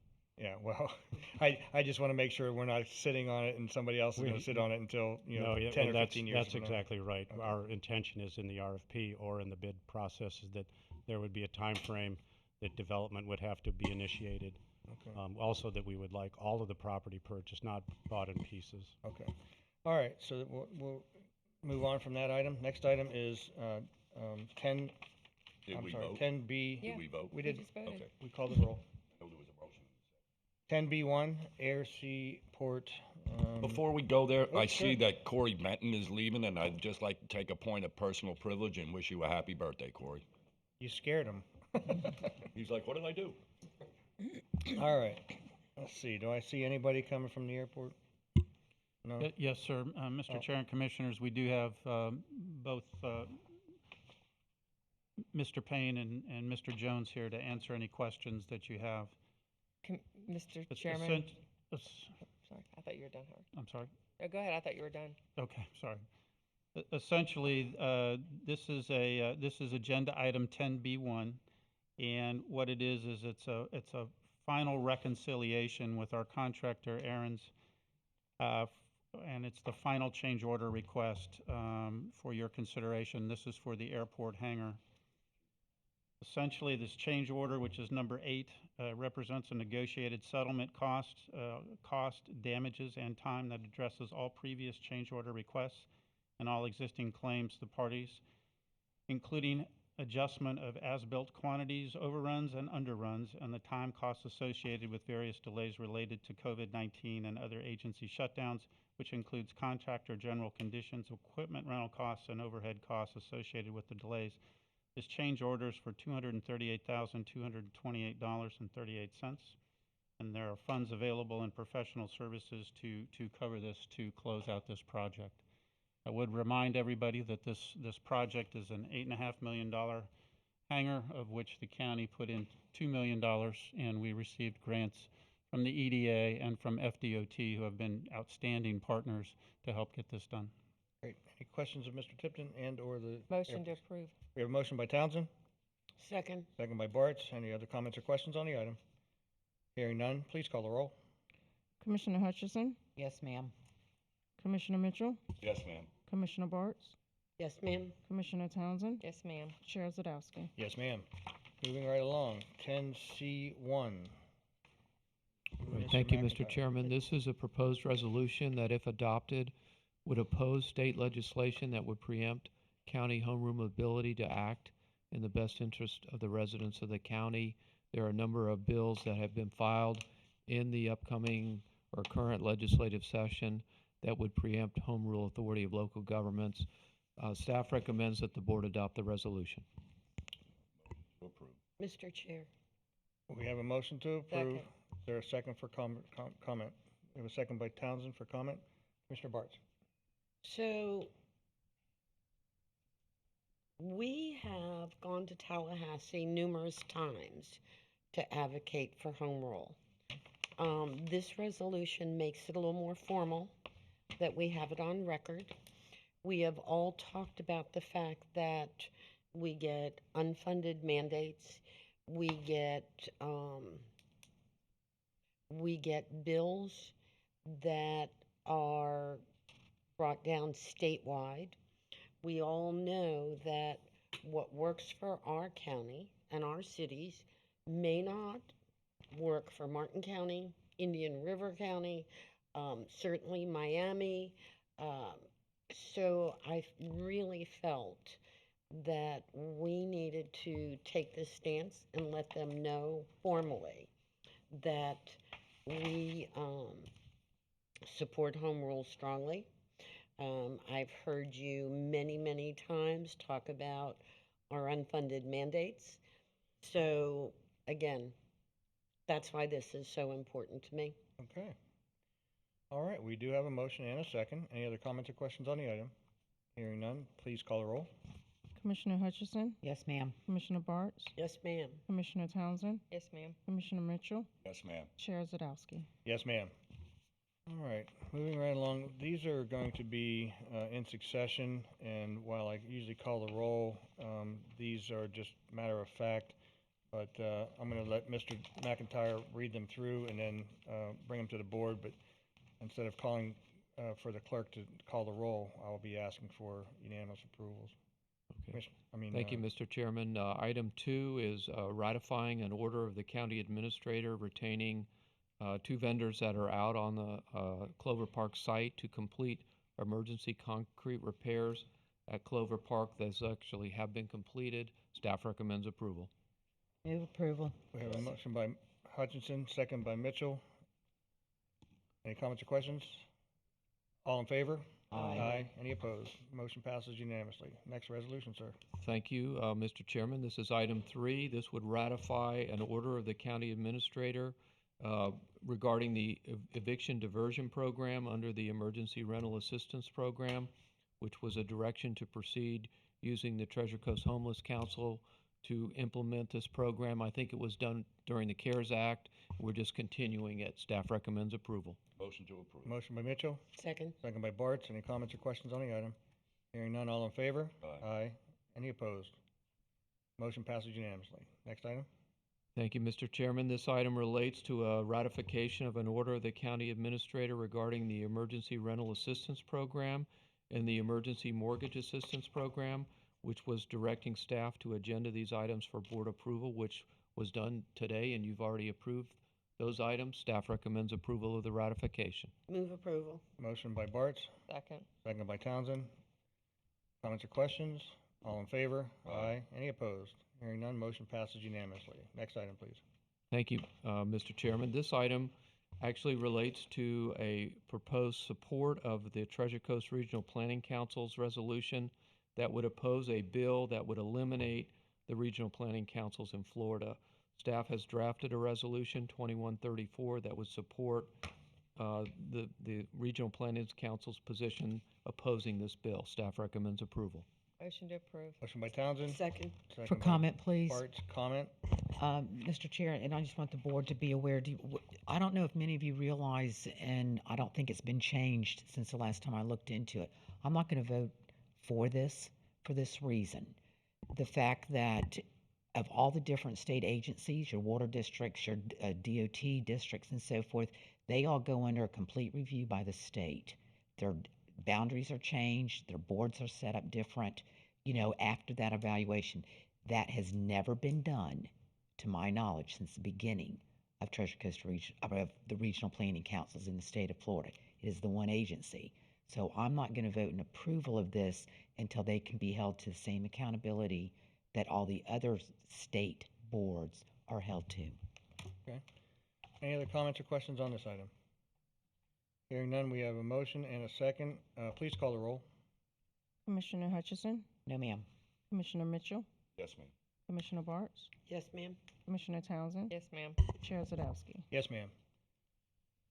Looks like we've done away with number 6 and 7. Move to Parks and Recreation, 10D1.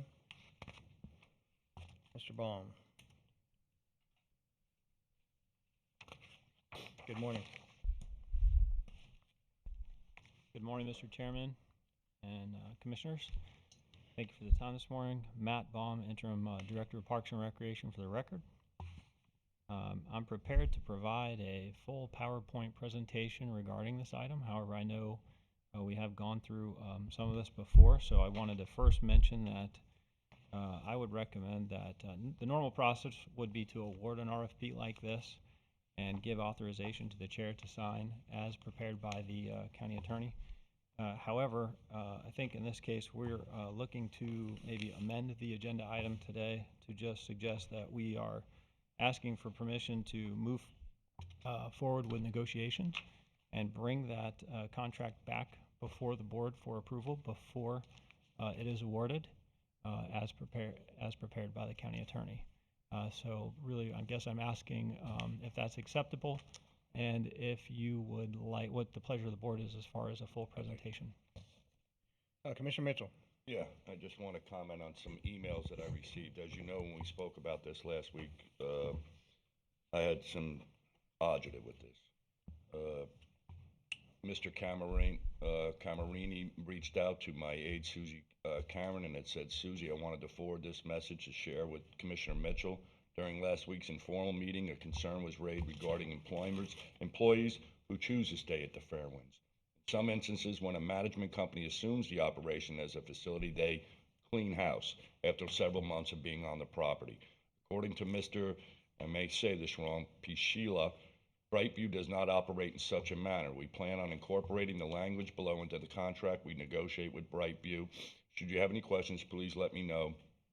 And I hope that we could review this. In other words, I would approve to go forward to look at a contract, but I would like this board to look at that contract before we give final approval. Thank you, Commissioner. These are people, not numbers. And I appreciate that, and that is precisely what we are recommending. I agree with you, sir. Commissioner Mitchell, you referred to the language. Is there some language that you referred to or? Greg, the president of the Brightview, wrote to Mark and said, thank you for reaching out to us to clarify how we would work with existing county staff who choose to remain on the golf course. Specifically, we can formally commit that we will not terminate these employees during our term of our agreement except for cause with proper warning and documentation.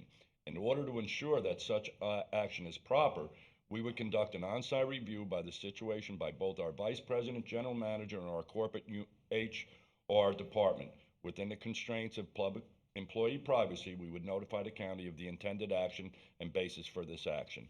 So I would like to see this language in the contract, and I'll look to review it when it does. Okay, any other questions for Mr. Baum? We've been down this road for a while. I had policy concerns from an outsourcing standpoint. I have asked, and it's been answered, and I'm going to let you say it out loud, that a full discussion with the bargaining unit has ensued, and this process meets all requirements of the bargaining unit's contract. Is that accurate? Yes, sir, that is correct. And then just to name the specific articles, it is 1, 9, 15, and 29 of the bargaining unit agreement. Okay. Now, I'm in the same camp as Commissioner Mitchell in that moving this forward as negotiations, but bringing it back for this board to review as a contract. And again, we've reflected multiple times about the protection of of those employees who wish to remain. But again, they are guaranteed their work with the county, regardless of the negotiations. Correct. Any other comments from the board? Hearing none. Mr. Chair. Commissioner Bartz. So, in a previous life, I have gone through this exact same scenario. What I do appreciate with this scenario is the fact that our employees will have the option to be secure and, as far as I'm concerned, pretty much made whole. So I am on the same page as far as bringing back after the negotiations, but I want to thank you for all the work on this. Thank you. And my last comment before I ask for a vote is just simply stating that, this board has policy approval options. We are not able to cross that line of administration. And so out of respect for Mr. Tipton and the administration, my comments and my thought processes are about the policies of St. Lucie County, and any outsourcing of jobs is a policy decision. And those are my comments. Those are my thought processes about this. And as again, I stated that the bargaining unit was involved in discussions at this process moving forward. That said, I'll accept a motion. So moved. We have a motion for approval with the amended language to bring the contract back for approval. Yes. We have a motion. Is there a second? Second. We have a motion by Bart, second by Mitchell. Any other comments or questions on the item? Hearing none, please call the roll. Commissioner Hutchison? Yes, ma'am. Commissioner Townsend? Yes, ma'am. Commissioner Mitchell? Yes, ma'am. Commissioner Bartz? Yes, ma'am. Chair Zadowski? Yes, ma'am. Thank you, Matt. And thank you to the folks that do a great job out there at the golf course. Next item will be 10E1, Planning and Development Services, Administrative Approval Update. I see Leslie Olson coming forward. Good morning. Good morning, Mr. Chair, members of the commission. How are you this morning? Morning. Good, we're getting close to lunch. That's right. So I will try to be quick. Can y'all hear me okay? I think you need to move your mic around just a little bit. There you go. How's this? Better. Excellent. Okay, so this is our monthly report on last month's administrative approvals. The Parks Department has installed some new pickleball courts at Liquid Park, so we did a minor site plan for them. Danny Massa of D&D Welding up off of Hammond Road near the airport is expanding his successful welding business and has we just put together put through a minor site plan. Chris McCrane did a minor site plan for him. We're really excited to see that expand. That will be a targeted industry expansion. One of the things that we do pro bono for our small businesses and our small developments is we offer site development assistance for free.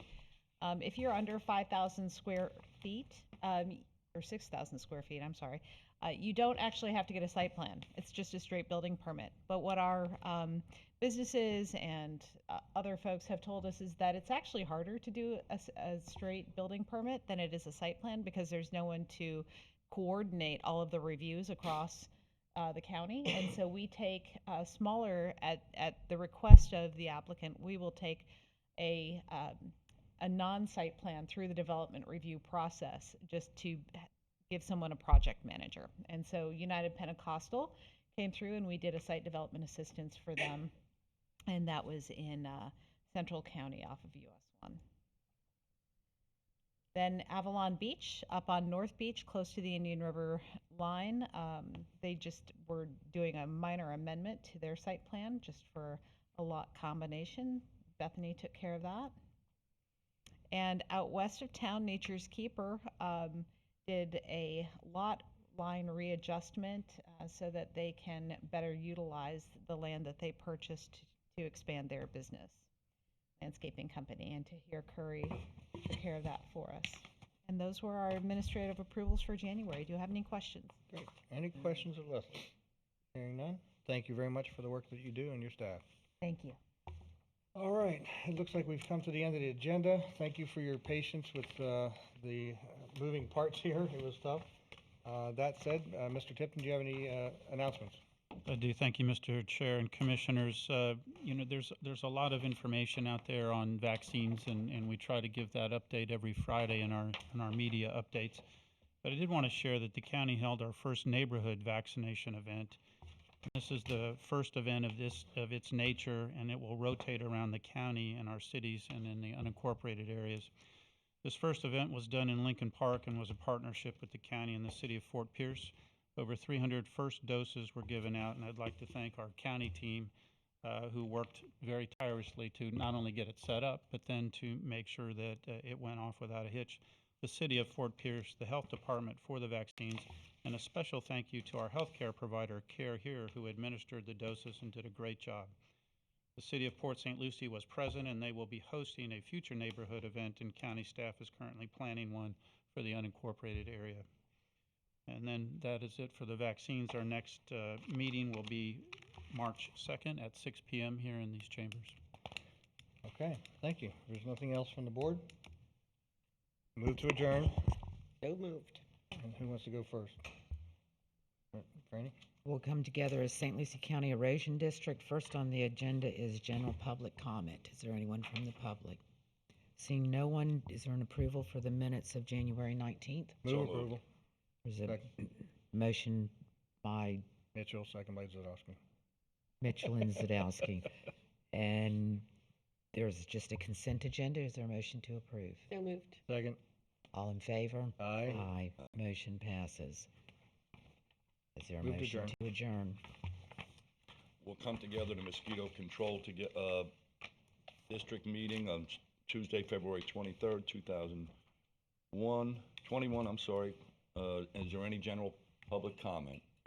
Seeing none, I'll entertain a motion for approval of the minutes from the February 2nd, Move 2021.